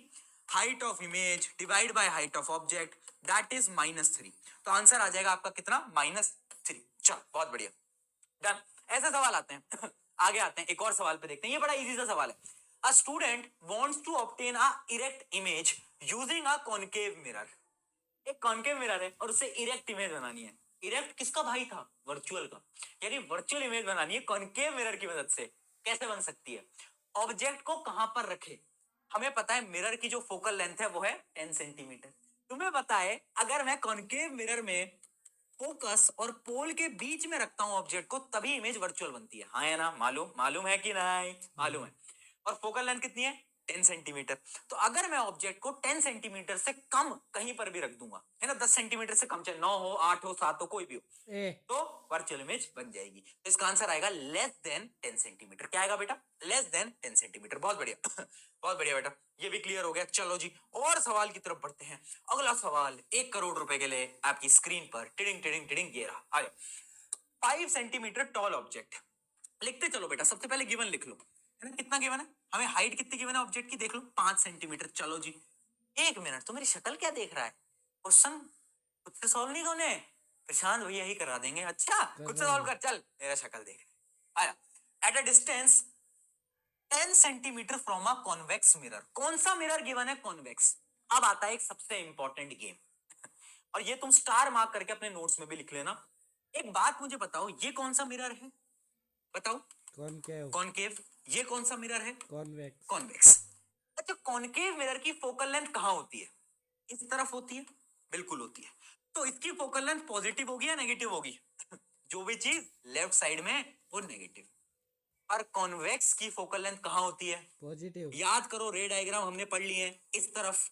यानी इसकी जो फोकल लेंथ होगी वो हमेशा कैसी होगी? पॉजिटिव होगी। और ये है समझने वाला गेम, ये याद रखना हमेशा कि कॉनकेव मिरर की फोकल लेंथ नेगेटिव, जबकि कॉन्वेक्स की, इसकी नेगेटिव इसकी पॉजिटिव। चलो अब आते हैं वापस से क्वेश्चन की तरफ। हमें ऑब्जेक्ट की हाइट गिवन है, हमें डिस्टेंस गिवन है ऑब्जेक्ट का। अच्छा, ऑब्जेक्ट को हमेशा कहां रखते हैं? चाहे कोई भी मिरर हो, चाहे ये मिरर हो चाहे दूसरा मिरर हो, ऑब्जेक्ट को हमेशा लेफ्ट साइड में रखते हैं। यस और नो? यस और नो? बिल्कुल। तो जो ऑब्जेक्ट का डिस्टेंस है जो यू है, वो क्या होगा? Negative. Always in any question हमेशा क्या होगा? नेगेटिव। तो कितना गिवन है? -10 सेंटीमीटर। बहुत बढ़िया। From a convex mirror of focal length 15 centimetre. अच्छा, कॉन्वेक्स मिरर की फोकल लेंथ क्या होती है? अभी बताया मूर्ख बालक। अच्छा, मूर्ख ना मैं प्यार से बोलता हूँ, उतना लोड मत लिया करो, है ना, अपने बीच की बात है। कोई भैया मूर्ख कैसे बोल दिया? बोलता रहता हूं। ठीक है, हमें क्या बताना है? हमें पोजीशन बताना है, यानी हमें वी बताना है। वी, है ना, इमेज की पोजीशन बतानी है, इमेज का नेचर बताना है, साइज बताना है। देखो करना क्या होता है, पहली चीज वी कैलकुलेट करेंगे। कैसे वी कैलकुलेट करेंगे? अभी बताया यार, क्या बात कर रहे हो यार, अभी बताया। क्या बताया अभी मैंने बताया, बोलो। ये फॉर्मूला क्या है? फॉर्मूला सबको याद है? बहुत बढ़िया। अब तुम अप्लाई करते जाओ। अब बेसिक मैथ है, 1/v हमें निकालना है। u क्या है? -10 आ गया। ठीक है, और f की वैल्यू क्या है? बहुत बढ़िया, इसको यहां पर ट्रांसफर कर दो, तो 1/v की वैल्यू आ जाएगी 1/15 प्लस 1/10। अब भैया एलसीएम लेना क्या सबको आता है? मैथ्स एलसीएम नहीं आता? कौन बोल रहा नहीं आता? अरे भैया मूर्ख बालक वापिस आ जा तू यार, एलसीएम समझाता हूँ तेरे को, आजा। है ना, ऐसे लेते ना एलसीएम। याद आ गया? याद आ गया? किसी से याद आया? बताओ, एलसीएम लेना सिखाना पड़ रहा है, कोई बात नहीं। तो एलसीएम आ गया 30, है ना। ऐसे लेते हैं बेटा एलसीएम। पहले देखते हैं किससे डिवाइड हो जाएंगे दोनों, फिर दोनों को वापस से डिवाइड करते जाते हैं जब तक 1 ना पहुंच जाए। ठीक है, तो ये आ गया 30 एलसीएम। अब ये 30 से कितने टाइम्स डिवाइड होता है? तो ये आ जाएगा आपका 2, और ये आ जाएगा +3। तो फाइनल आंसर आ जाएगा आपका 5/30, और इसको सॉल्व करोगे तो ये आ जाएगा 1/6। ये 1/6 क्या है? किसकी वैल्यू है? ये है 1/v की वैल्यू। 1/v की वैल्यू है 1/6। तो v की वैल्यू क्या होगी? तुक उल्टा कर दो। क्या कर दो? उल्टा। 6 सेंटीमीटर। यानी ऑब्जेक्ट का हमें इमेज जो है उस मिल चुकी है हमें, जो कि है 6 सेंटीमीटर। ठीक है, कहां पर बनी है? 6 सेंटीमीटर पे इमेज बन चुकी है। बहुत बढ़िया। अब बताना है हमें नेचर। देखो, जब भी क्वेश्चन में पूछा जाए नेचर बताओ, नेचर के लिए तुम्हें सिर्फ और सिर्फ मैग्निफिकेशन निकालना है। क्या मैग्निफिकेशन? मैग्निफिकेशन क्या होता है बेटा? बोलो। -v/u। v की वैल्यू तुम्हें पता है, माइनस आ जाएगा, ये v आ जाएगा आपका क्या? 6 सेंटीमीटर। और u क्या है आपका? u क्या है आपका बेटा? u है -10। u है आपका -10 सेंटीमीटर। अब देखो, माइनस से माइनस कट गया, तो फाइनली क्या आ गया? मैग्निफिकेशन की वैल्यू आ गई 0.6। क्या आ गई? 0.6। पॉजिटिव का 0.6। पॉजिटिव से क्या बता रहा है ये? पॉजिटिव ये बता रहा है कि जो इमेज बनी है वो वर्चुअल बनी है। 0.6 क्या बता रहा है? इमेज छोटी है, नन्ही मुन्नी सी बेचारी, है ना, छोटी है। अच्छा, अब इसमें एक और चीज पूछिए, size of the image. Height बताओ इमेज की, कैसे निकालोगे? मैग्निफिकेशन तुमने निकाल लिया है, मैग्निफिकेशन आ गया है 0.6, और मैग्निफिकेशन का एक और फॉर्मूला होता था ये। क्या बात है। और तुम्हें देखो, ऑब्जेक्ट की जो हाइट है वो ऑलरेडी गिवन है, यानी हमें ये गिवन है। ये कितनी है? ये है 5 सेंटीमीटर। तो इसको पुट कर दो ना यहाँ पर, बस। अब इस 5 को यहाँ पर मल्टीप्लीकेशन कर दो। क्या आ गया आंसर? मल्टीप्लाई तो आता होगा, कितना आ गया? 3 सेंटीमीटर। इमेज क्या आ गई? इमेज का साइज छोटा है है ना, स्मॉल लाइट हो गई, बिग लाइट यूज नहीं हो पाई। तो इस प्रकार के बहुत सारे सवाल आपके पेपर के अंदर आ रहे होते हैं। ये साइन कन्वेंशन का सारा गेम है। अगर तुमने साइन कन्वेंशन का गेम पकड़ लिया ना बेटा, तो तुम्हारी जिंदगी में मजे ही मजे हो जाएंगे। क्या हो जाएंगे बेटा? मजे ही मजे। ठीक है, आ जाओ इसको करते हैं।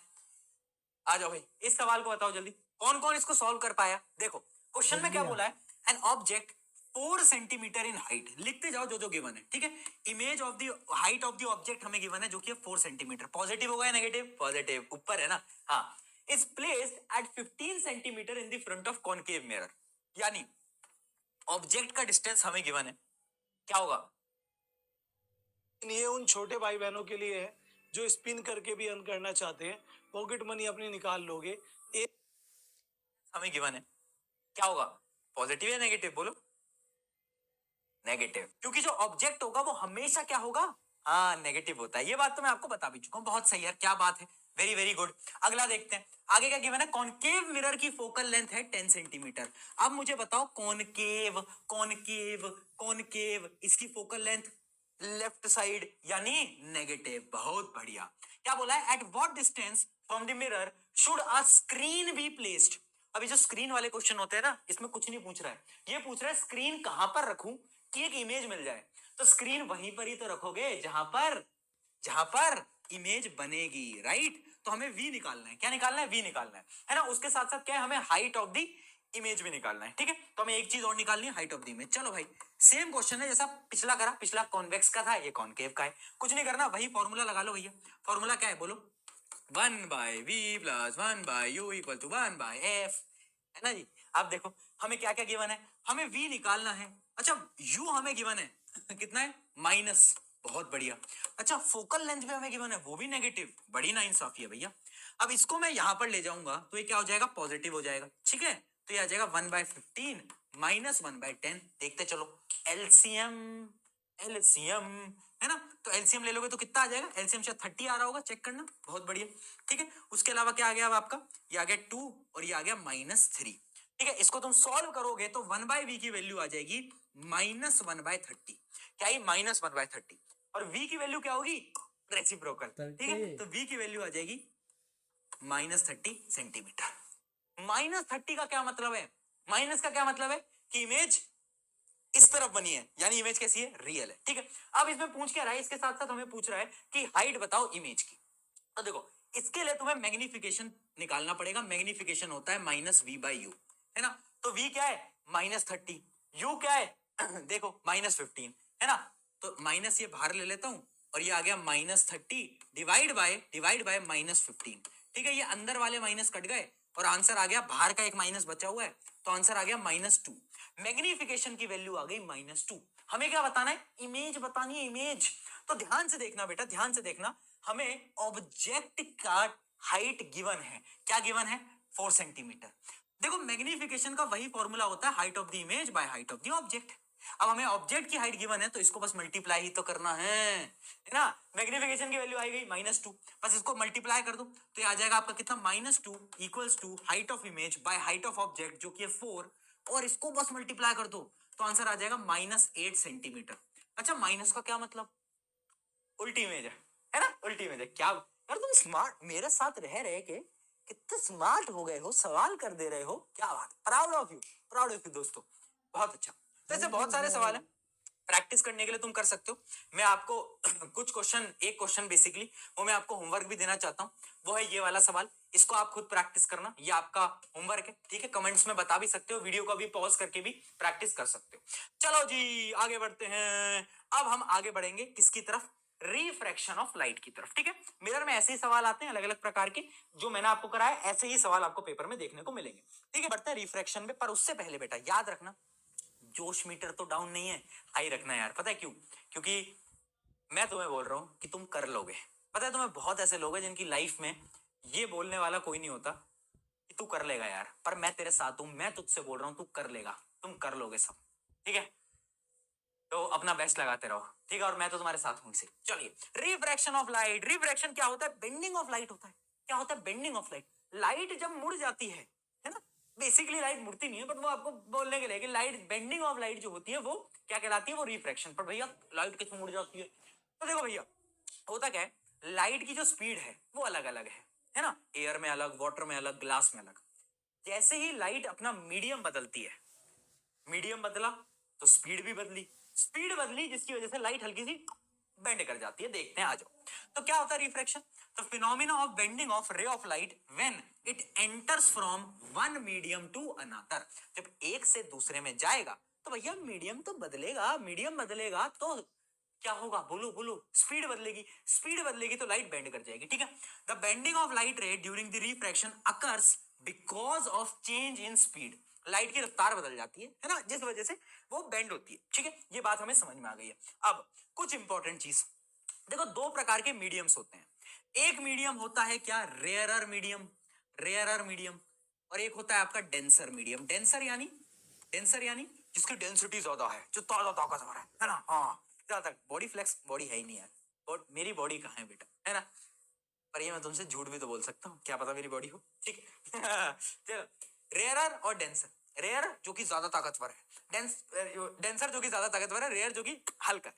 अब देखो बेटा, जब भी लाइट रे आई और टकराई यहां पर, ठीक है, रेयरर से कहां पर आई, डेंसर। तो एक नॉर्मल ड्रॉ करते हैं। ये क्या होता है बेटा, नॉर्मल। तुम्हें पता है नॉर्मल क्या होता है, perpendicular to the plane, perpendicular to the plane. ठीक है, तो जब भी रेयरर से डेंसर में आएगी तो पता है कहां पर बेंड करेगी, light will bend towards normal. ये जो नॉर्मल है ना, वैसे लाइट को देखो ऐसे जाना था, सीधी जाती लाइट, ऐसे सीधी जाती, पर ये जो लाइट है ये बेंड कर जाएगी नॉर्मल की तरफ, नॉर्मल की तरफ बेंड करेगी। कहां पर, नॉर्मल की तरफ। ठीक है, और इसका अपोजिट केस होता है जब मान लो ऊपर वाला मीडियम डेंसर हो और ये रेयरर हो। ठीक है, मान लो लाइट आई, ये नॉर्मल बनाया। अब ये जो लाइट है ये जाने तो ऐसे वाली थी सीधी, पर अब ये जो होगी नॉर्मल के दूर चली जाएगी। एक मिनट, नॉर्मल के दूर चली जाएगी, नॉर्मल के दूर चली जाएगी, अवे फ्रॉम दी नॉर्मल। ये याद कैसे होगा, ट्रिक वाई टू वी प्रशांत भेज दिया। ट्रिक क्या बोलती है, आरडी शर्मा, एक बड़ी प्यारी किताब है, तुम सबने पढ़ी होगी मैथ में। आरडी शर्मा जी को नॉर्मल पसंद है ना, आरडी शर्मा जी को नॉर्मल पसंद है। ऐसे याद करेंगे कि आरडी शर्मा को नॉर्मल पसंद है। क्या पसंद है, नॉर्मल। यानी जब भी रेयरर से डेंसर में लाइट आएगी तो नॉर्मल की तरफ बेंड कर जाएगी। अब डी आर यानी डॉक्टर, डॉक्टर को नॉर्मल लोग पसंद नहीं है, क्योंकि नॉर्मल होंगे तो डॉक्टर के पास क्यों आएंगे, थोड़े बीमार होंगे तभी तो आएंगे भैया। तो डॉक्टर को नॉर्मल लोग पसंद है ही नहीं, यानी वो नॉर्मल के अवे बेंड कर जाएगी। तो डॉक्टर को नॉर्मल लोग पसंद नहीं, आर डी शर्मा जी जो है उनको नॉर्मल लोग पसंद है। चलिए जी, ऐसे हम याद कर लेते हैं। ठीक है, तो ये चीज आपको याद रखनी होगी। चलो अब बढ़ते हैं आगे की तरफ। आगे हम पढ़ते हैं, देखो कुछ मैं आपको लॉज बताता हूँ। बेसिकली दो लॉज होते हैं। क्या क्या लॉज होते हैं, लॉज ऑफ रिफ्रैक्शन। जैसे हमने रिफ्लेक्शन में लॉ पढ़े थे, वैसे ही अब हम लॉ पढ़ेंगे। लॉ नंबर 1, पहला लॉ क्या बोलता है, पहला लॉ ये बोलता है इंसिडेंट रे, इंसिडेंट रे। अब यहां पर ना रिफ्लेक्टेड रे नहीं होती, इन रेस का नाम होता है रिफ्रैक्टेड, क्योंकि रिफ्रैक्शन हो रहा है ना। हाँ, इंसिडेंट रे, रिफ्रैक्टेड रे और normal all lie at the same plane. वही जैसे वहां पर incident ray, reflected ray, normal तीनों, यहां पर रिफ्लेक्टेड की जगह रिफ्रैक्टेड आ जाता है। बस tata bye bye goodbye. पहला लॉ सिंपल, पहला लॉ सिंपल, बताओ जल्दी, बताओ जल्दी। Incident ray, refracted ray and normal interface of the two media at the point of incidence all lie at the same plane. यानी जहां पर ये तीनों मिलेंगे वो जो प्लेन होगा वो एक ही प्लेन होगा तीनों का। बस इतना है पहली स्टेटमेंट। दूसरी स्टेटमेंट सबसे इंपॉर्टेंट, दूसरी स्टेटमेंट क्या बोल रही है, इसको हम स्नेल्स लॉ ऑफ रिफ्रैक्शन भी बोलते हैं। क्या बोलते हैं बेटा, स्नेल। क्या बोलते हैं, वो वाला स्नेल नहीं, वो वाला स्नेल नहीं, हाँ है ना, स्नेल्स लॉ ऑफ रिफ्रैक्शन। ये क्या बोलता है, sine of the angle of incidence. Sine क्या होता है, ट्रिग्नोमेट्री आइडेंटिटी होती है, आपने शायद अभी तक पढ़ ली होगी। ट्रिग्नोमेट्री करके एक चैप्टर होता है आपकी क्लास 10th के अंदर ही। ठीक है, नहीं पढ़ी है तो साइन, मान लो एक ट्रिग्नोमेट्री आइडेंटिटी है और कुछ वैल्यूज याद कर लो।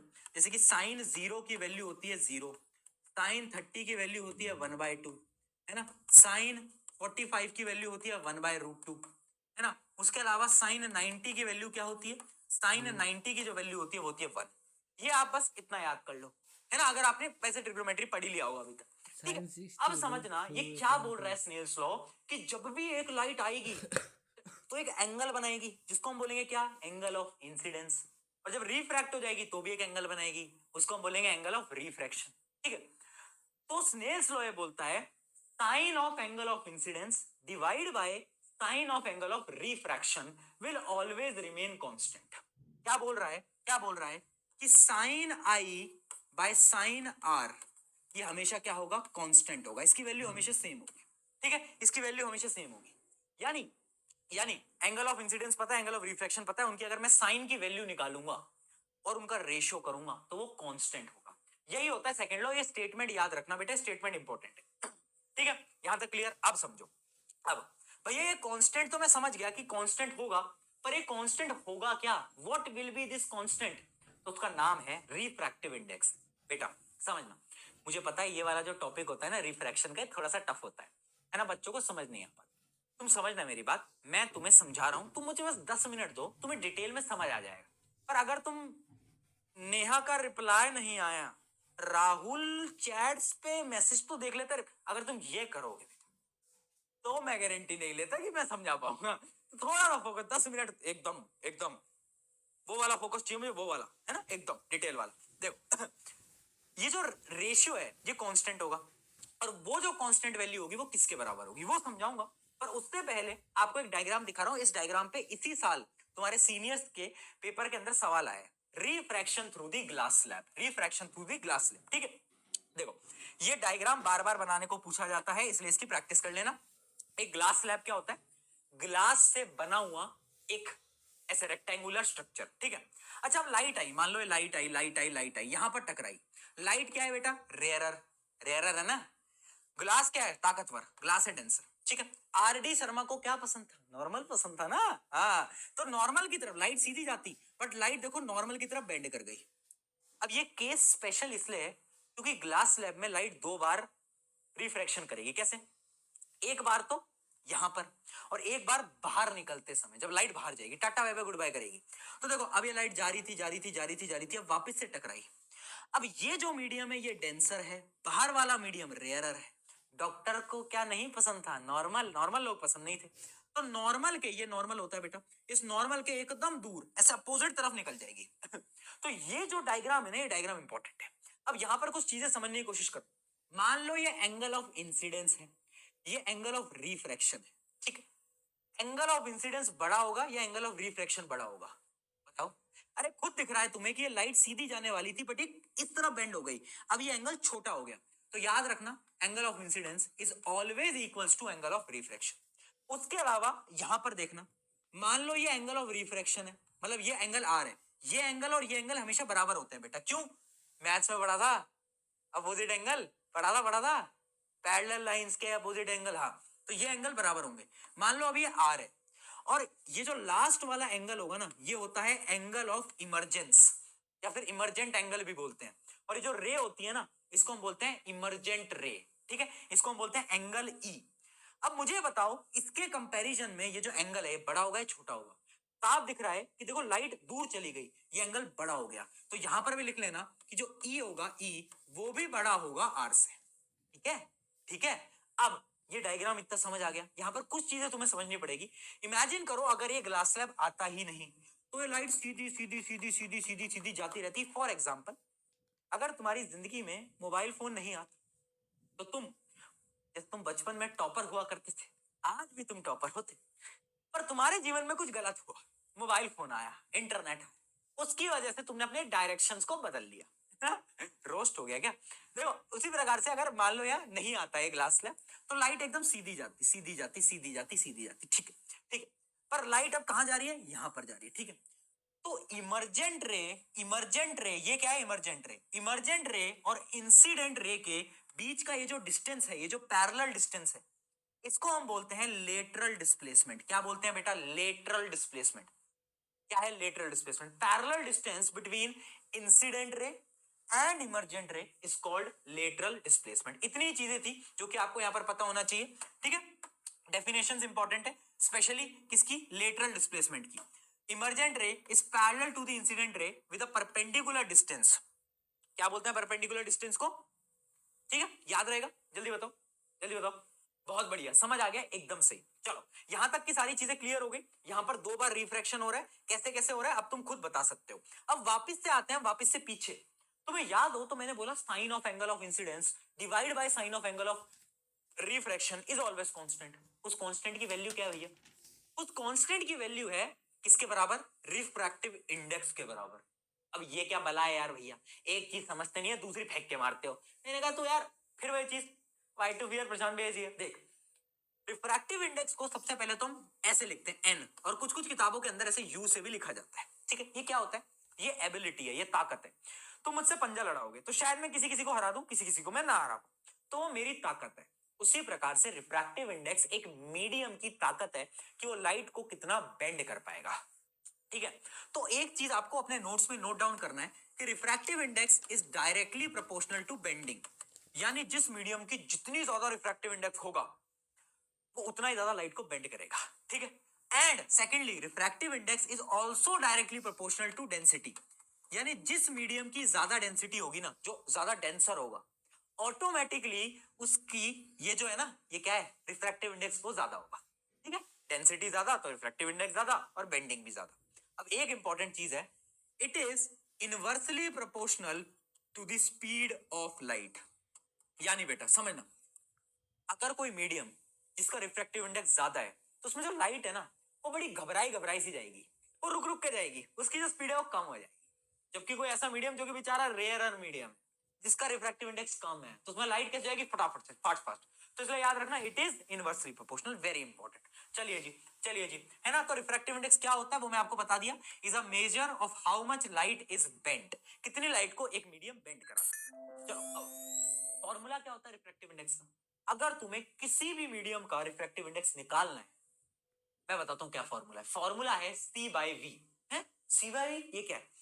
सी है speed of light in air, जो कि तुम्हें पता है ऑलरेडी, 3 × 10⁸ है ना, स्टार्टिंग में बताया था।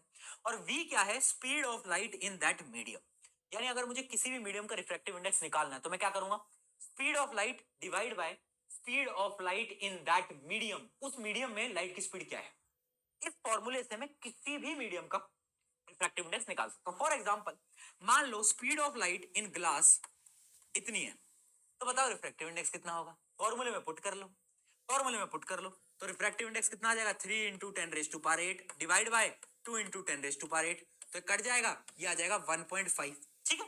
हाँ, वैसे ही कटा है बेटा जैसे तुम्हारा भी कटा था, सॉरी चलो, है ना, 1.5 रिफ्रैक्टिव इंडेक्स आ गया। चलिए, बहुत सही, बहुत सही, समझ आ गया। किसी भी मीडियम का रिफ्रैक्टिव इंडेक्स ऐसे कैलकुलेट कर सकते हैं। अब एक ऐसा टॉपिक आता है जिससे बच्चे बहुत कंफ्यूज होते हैं, बट मैं बोल रहा हूं इससे ज्यादा सवाल नहीं आते, कंफ्यूज नहीं होना है। टॉपिक क्या है? Relative refractive index. अभी क्वेश्चन कराऊंगा बेटा। मान लो यहां पर है मीडियम 1, है ना, एयर नहीं है, मीडियम 1। अच्छा, एक बात याद रखना, एयर का जो रिफ्रैक्टिव इंडेक्स होता है वो हमेशा 1 होता है। क्या होता है? 1 होता है, ठीक है। एयर का रिफ्रैक्टिव इंडेक्स 1 होता है। यहां पर है मीडियम 1, ठीक है, यहां पर है मीडियम, और यहां पर है मीडियम 2, ठीक है, दो मीडियम है, दोनों के रिफ्रैक्टिव इंडेक्स अलग हैं। अब मान लो क्वेश्चन में तुमसे पूछा जाए refractive index of medium 2 with respect to, ये क्या है बेटा, WRT क्या है? ये क्या है? विद रिस्पेक्ट टू मीडियम 1, तो उसका फॉर्मूला क्या होगा? फॉर्मूला बता रहा हूं, जिसकी इज्जत देते हैं उसको नीचे डाल देते हैं, यानी विद रिस्पेक्ट टू, जिसको इज्जत दे रहे हैं, किसको इज्जत दे रहे हैं? मीडियम 1 को, विद रिस्पेक्ट टू उसको नीचे डाल दो, यानी इसका फॉर्मूला आएगा N2/N1। यानी अगर तुमसे कोई बोले medium 2 with respect to medium 1, तो जो जिसकी इज्जत कर रहे हैं उसको नीचे डाल दो फॉर्मूले में, यानी refractive index of medium 2 divide by refractive index of medium 1, ये इसका डायरेक्टली फॉर्मूला बन के आता है। अब एक और फॉर्मूला है, तुम्हें याद होगा। अच्छा, इसको एक और तरीके से लिखते हैं, N21, कैसे? N21, ठीक है। N21 का क्या मतलब है? N21 का मतलब क्या है? वही है, सेम, N2/N1, इसका मतलब यही होता है बेटा, सेम रख। अब देखो, तुम्हें याद है ना कि जिसका रिफ्रैक्टिव इंडेक्स ज्यादा उसमें स्पीड ऑफ लाइट कम, यानी refractive index is inversely proportional to the speed of light, याद होगा। तो इस फॉर्मूले का N2/N1 का एक और फॉर्मूला है जो कि है इसका अपोजिट, यानी V1/V2। ये क्या है? Speed of light in medium 1 divide by speed of light in medium 2। मैंने क्या करा? रेसिप्रोकल। क्यों करा? क्योंकि लाइट और रिफ्रैक्टिव इंडेक्स रेसिप्रोकल। तो ये जो फॉर्मूलेज हैं ये भी तुम्हें याद रखने हैं, इस पे सवाल आते हैं, भी दिखाऊंगा भी, ठीक है ठीक है। क्या बोला? जिसकी इज्जत करो उसको नीचे डाल दो। जैसे क्वेश्चन में बोला जाए refractive index of medium 1 with respect to 2, तो क्या लिखोगे? N1/N2, N1/N2, है ना। और स्पीड में उल्टा। चलो चलो, बहुत बढ़िया। इसके कुछ क्वेश्चन देखते हैं, क्लैरिटी मिलेगी। आ जाओ, क्वेश्चन देखते हैं, क्लैरिटी मिलेगी। चलो भाई, इस क्वेश्चन को सॉल्व करो फटाफट। चलो भाई, कौन कौन इसको सॉल्व कर पाया? क्वेश्चन इजी है, देखो। Refractive index of the water is 1.33, यानी हमें रिफ्रैक्टिव इंडेक्स वाटर का गिवन है जो कि है 1.33। क्या बोल रहा है? If the speed of light in air is this, find the speed of light in water. देखो फॉर्मूला तुम्हें पता है, रिफ्रैक्टिव इंडेक्स का फॉर्मूला होता था C/V, याद आ गया? Speed of light in air divide by speed of light in that medium. तो हमें वाटर का रिफ्रैक्टिव इंडेक्स गिवन है 1.33, हमें स्पीड ऑफ लाइट गिवन है दिस, हमें निकालना क्या है? हमें वेलोसिटी यानी speed of light in that medium ही तो निकालना है।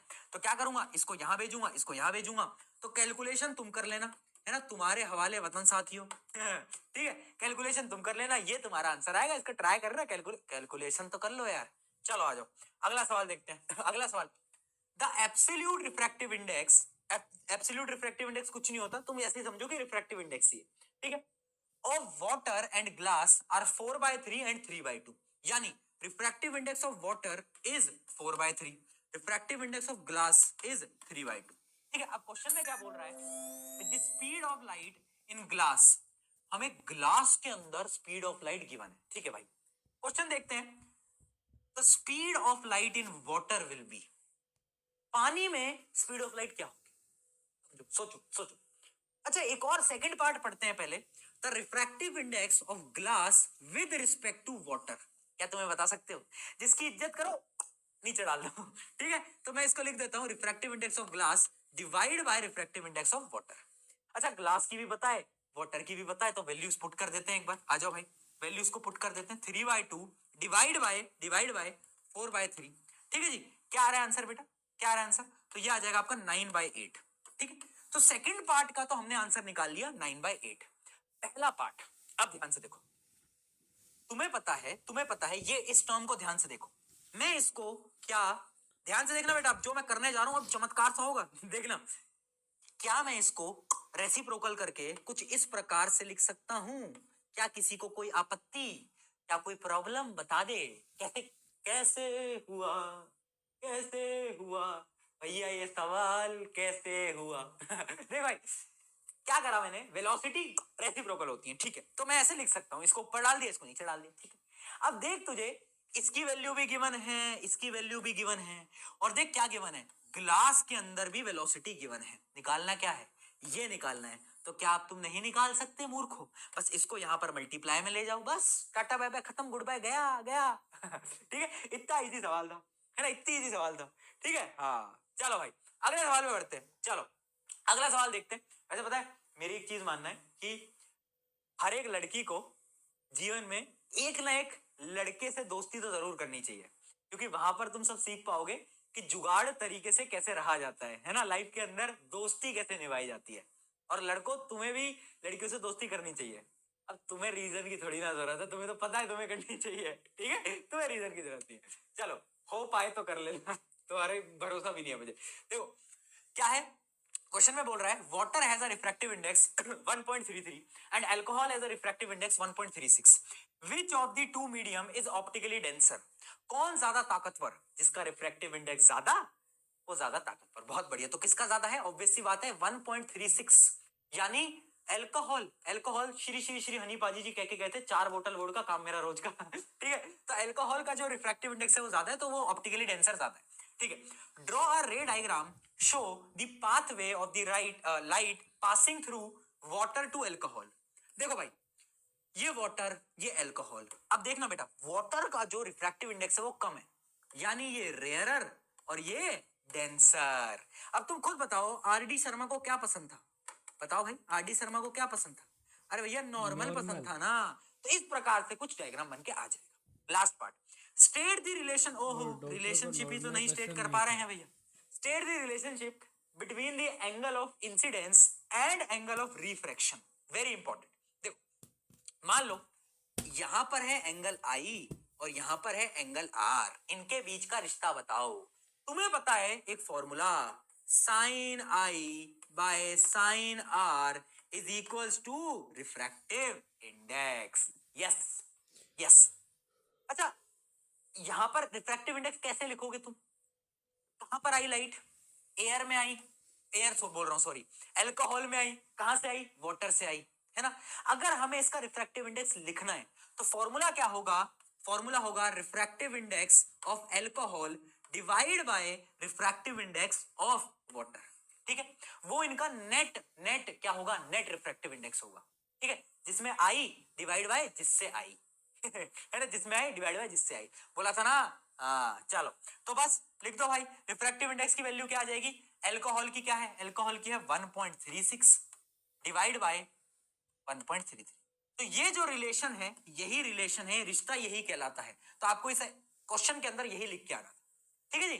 तो रिश्ता यही कहलाता है ना, रिश्ता कुछ नहीं कहलाता, यही कहलाता है ठीक है, चलो मुझे पता है रिफ्रैक्टिव इंडेक्स में थोड़ी बहुत ऊपर नीचे कभी कभार प्रॉब्लम आ जाती है, थोड़ी प्रैक्टिस करोगे तो बेटा हो जाएगा। अब बढ़ते हैं भाई, क्या स्मार्ट लग रहे हैं तुम्हारे पीके भैया यार है। हाँ, आज तो कपड़े भी ग्रीन पहने हैं, तो बेटा मैं तो ग्रीन फ्लैग हूँ, क्या हूँ, ग्रीन फ्लैग तुम्हारी भाषा में बोलते हैं ना, green flag, red flag, purple flag, orange flag सारे फ्लैग, मैं ग्रीन हूँ। चलो अब पढ़ते हैं लेंस।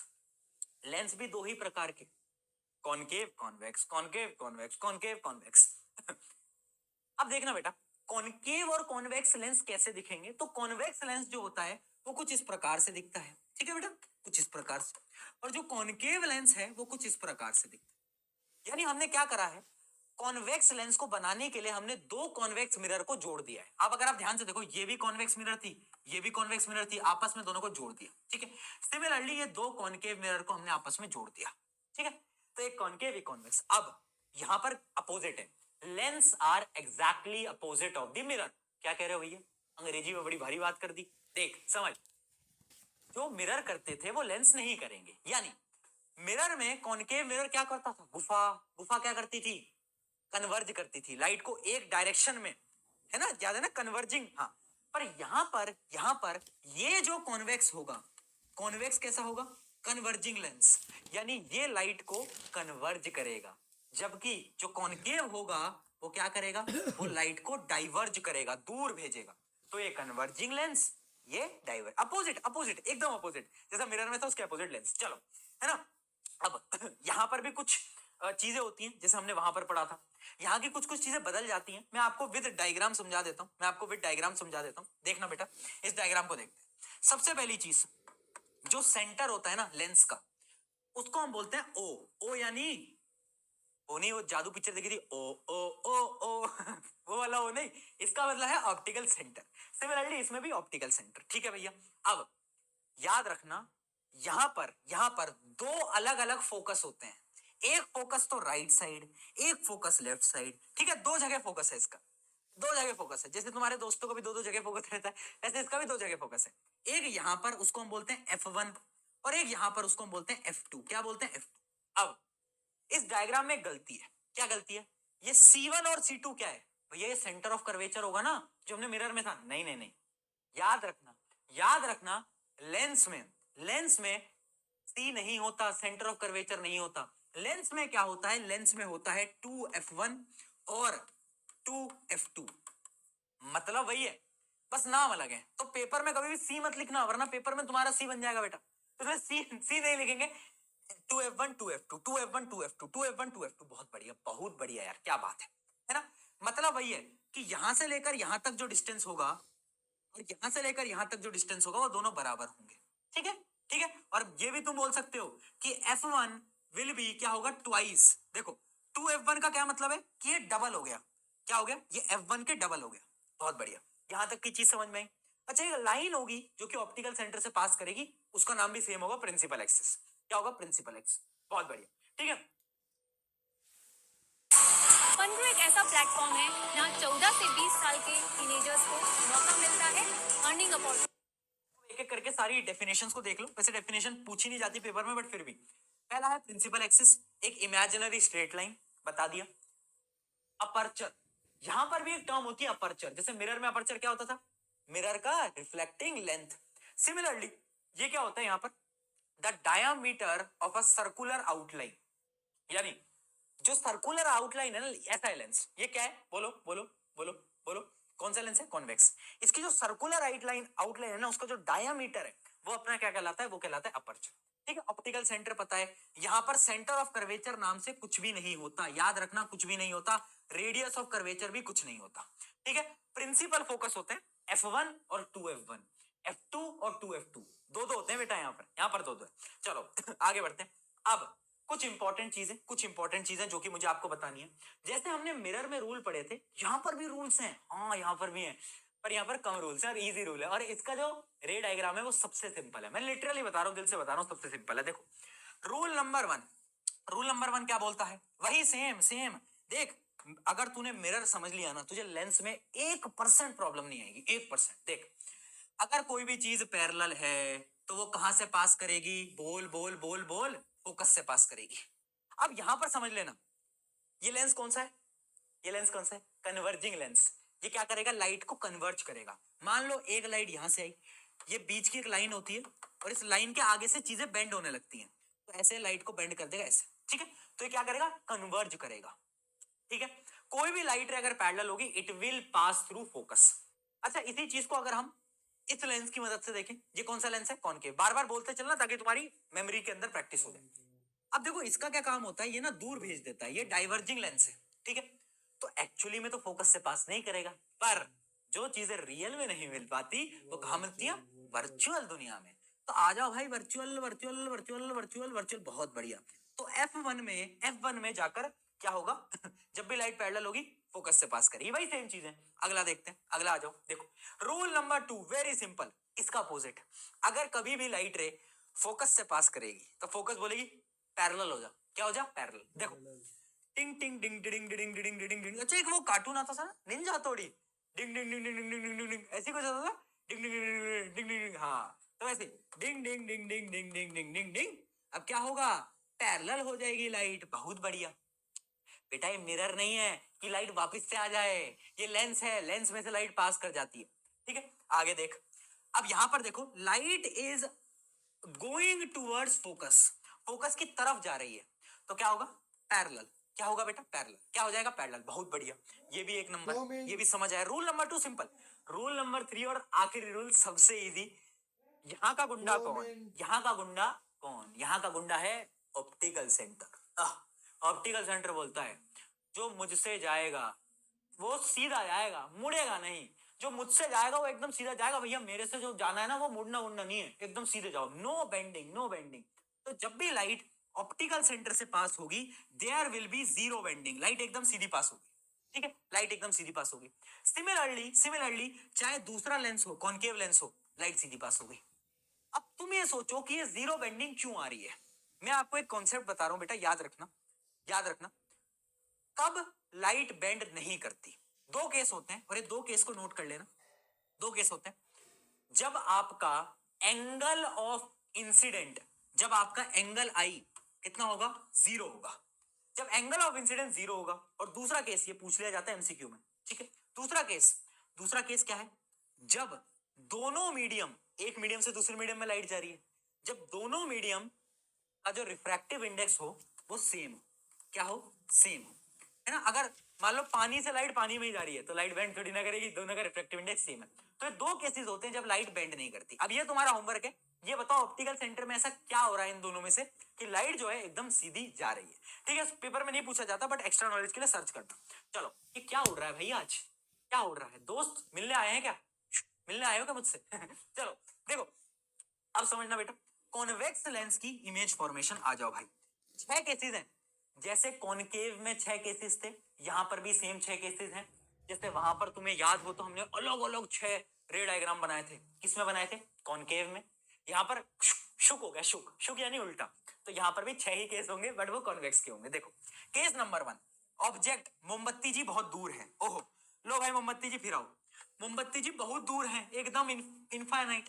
तो जब भी कोई चीज दूर होती है बेटा तो लाइट कैसी आती है, लाइट कैसी आती है बताओ, बोलो भाई, पैरेलल। और जब भी लाइट पैरेलल आती है तो क्या होगा, कहां पर मिलेगी बताओ, वो मिलेंगे आपकी फोकस पे, ठीक है। तो इमेज कहां बनेगी, F2 पे, फोकस, प्रिंसिपल फोकस F2, प्यारा प्यारा नन्ना मुन्ना F2, ठीक है।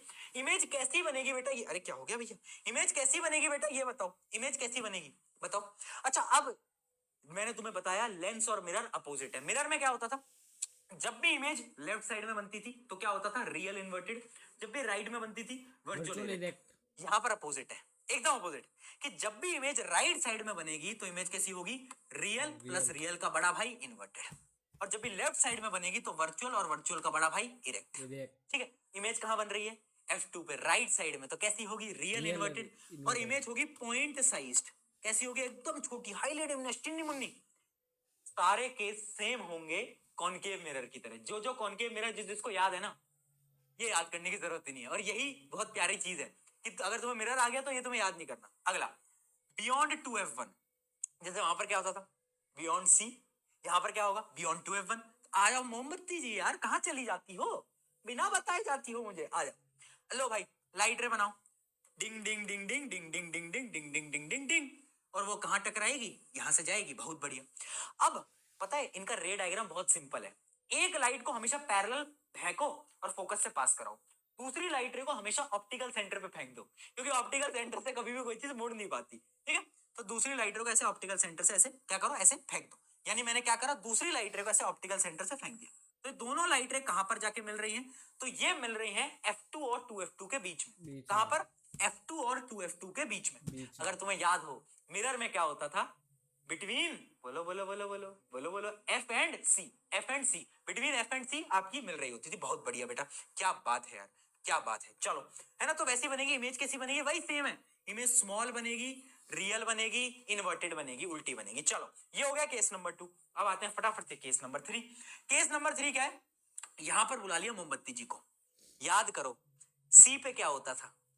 सी पे क्या होता था? सेम जगह पर इमेज बनती थी और सेम साइज की बनती थी। अब यहां पर देखना बेटा, डिंग डिंग डिंग डिंग डिंग डिंग डिंग डिंग डिंग डिंग।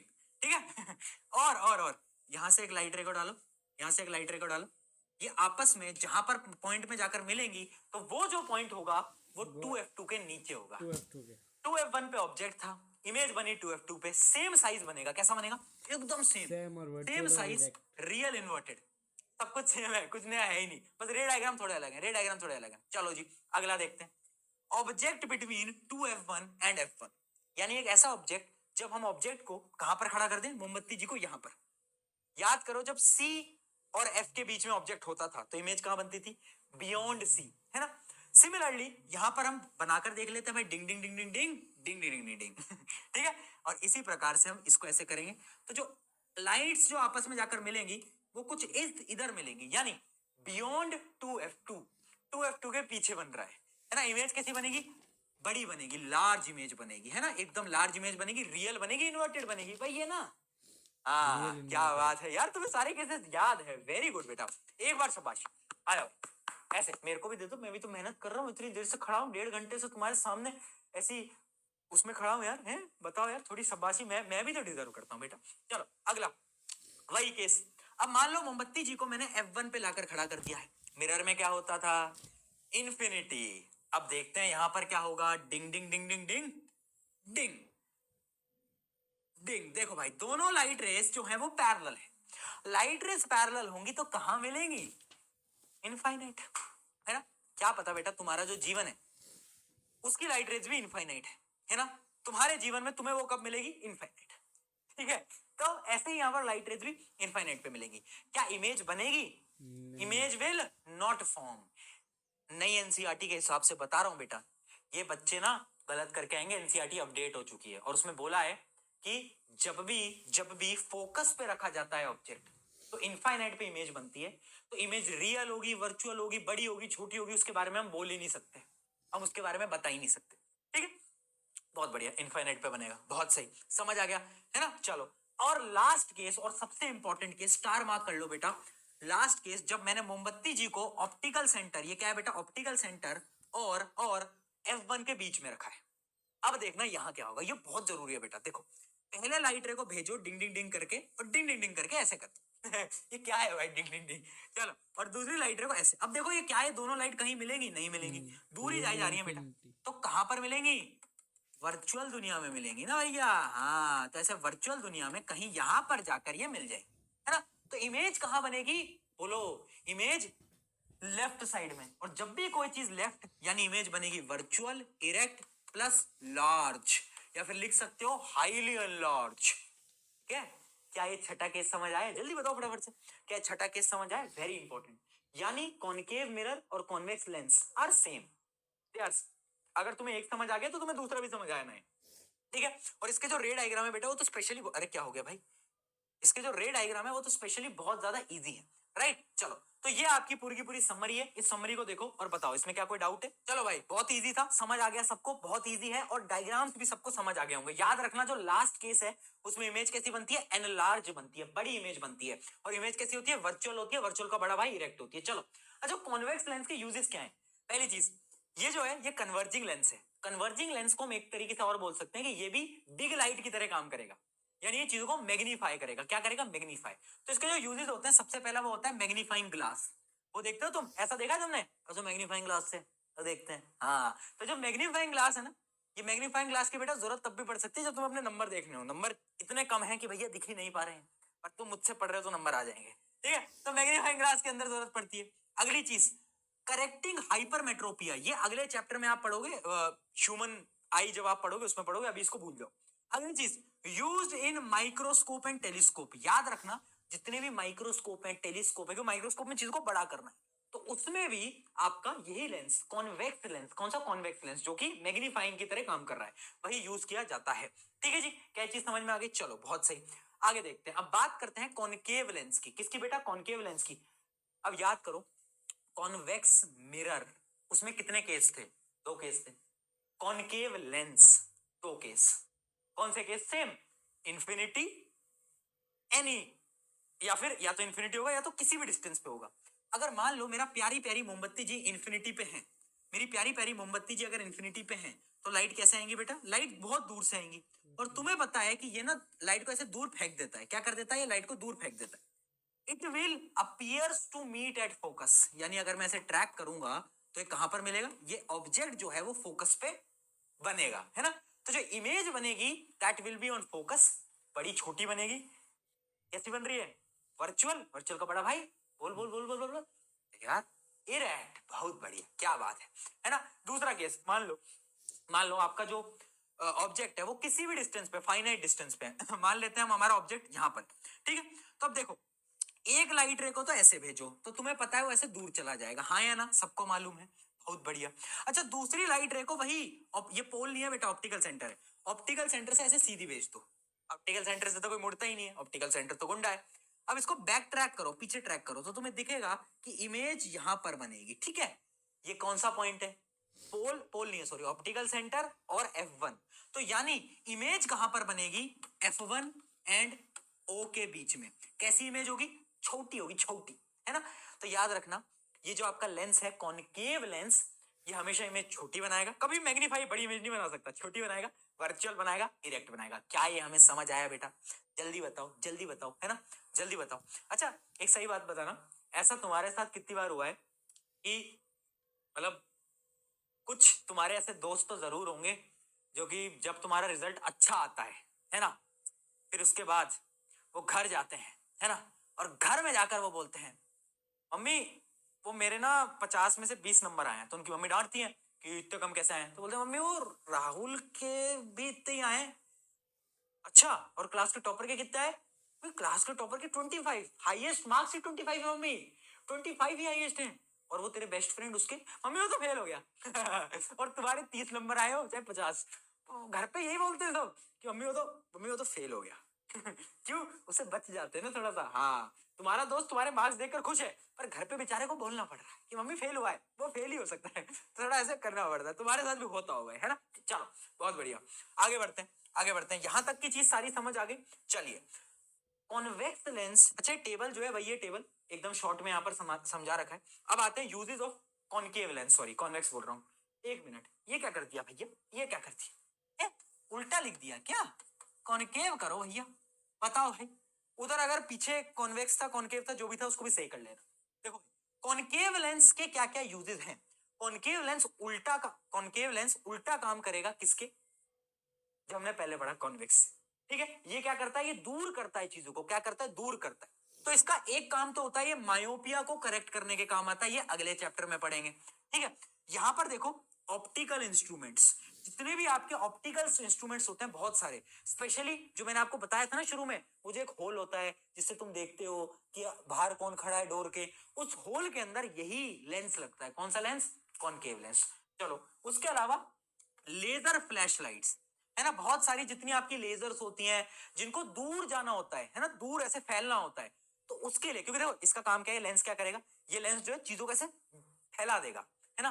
तो मान लो तुम्हें एक लाइट को ऐसे फैलाना है, तो वहां पर आपका यही वाला लेंस यूज होने वाला है, ठीक है, जहां पर आपको लाइट को डाइवर्ज करना हो, जैसे कि laser flash lights and beam expanders, ठीक है, laser flash lights and beam expander. ये आपकी टॉर्च लाइट, देखो टॉर्च लाइट का क्या होता है, ऐसे फैलना होता है, तो वहां पर कौन सा लेंस यूज होता है, कॉनकेव। बहुत अच्छा, कंफ्यूज बेटा, मुझे पता है sometimes it is confusing, concave convex, concave convex, पर बेटा जब तुम उसका नंबर याद कर सकते हो, इतना तो कर सकते हो, ठीक है। आ जाता है, देखते हैं ये क्वेश्चन बड़ा प्यारा है, स्टार मार्क करना। देखते हैं, एक स्टडी की गई है जिसमें कि 3 अलग अलग प्रकार के कॉन्वेक्स लेंस हैं, ए बी सी। ये वही क्वेश्चन है जो कि मैंने मिरर में करा था। ये अलग अलग प्रकार के कॉन्वेक्स लेंस हैं, उनकी फोकल लेंथ 15, 20 और 12, ठीक है, और ये ऑब्जेक्ट का डिस्टेंस है, ऑब्जेक्ट को कहां पर रखा गया है। क्वेश्चन में पूछ रहा है, in which one of the above case will the lens form the virtual image. Virtual image कब बनाता है लेंस, याद करो, वर्चुअल इमेज कौन सा लेंस है, convex lens. Convex lens virtual image एक ही केस में बनाता है, जब ऑब्जेक्ट को हम ऑप्टिकल सेंटर और F1 के बीच में रख दें, ठीक है। अच्छा, फोकल लेंथ कितनी है, फोकल लेंथ देखो इसकी 12 है, इसकी 20 है, इसकी 15 है। अगर तुम ध्यान से देखोगे पहले केस को, इसकी फोकल लेंथ 15 है, यानी यहां से लेकर यहां तक का डिस्टेंस 15 है, पर ऑब्जेक्ट को सिर्फ 10 सेंटीमीटर पे रखा है ना। अगर यहां से लेकर यहां तक का डिस्टेंस 15 है और ऑब्जेक्ट को सिर्फ 10 सेंटीमीटर पे रखा है, तो इमेज कैसी बनेगी, वर्चुअल और इरेक्ट। चलिए पहले का आंसर मिल गया। List 2 properties of the image formed in case 2। Case 2 क्या है, केस 2 देखते हैं। फोकल लेंथ है 25 और ऑब्जेक्ट को हमने फोकल लेंथ है 20 और ऑब्जेक्ट को हमने 25 सेंटीमीटर पे रखा है। यानी अगर इसको थोड़ा सा तुम इमेजिन कर पाओ बेटा, जैसे कि ये देखो, ये है F1, है ना, जो कि कितना है 20 सेंटीमीटर, और हमने ऑब्जेक्ट को यहां पर रखा हुआ है, यानी between between F1 and 2F1, इसके बीच में। तो इमेज कैसी बनती थी, रियल और इन्वर्टेड तो बनती थी, बट कहां बनती थी, सोचो सोचो सोचो, कहां बनती थी, दिमाग लगाओ एक बार फटाफट से, नहीं आ रहा याद बेटा, ऐसे कैसे चलेगा यार, इतने सारे रे डायग्राम बना दिए। इसकी भी ट्रिक चाहिए, इसकी ट्रिक भी बता दूंगा, टेंशन मतलब, इसकी ट्रिक भी बता दूंगा।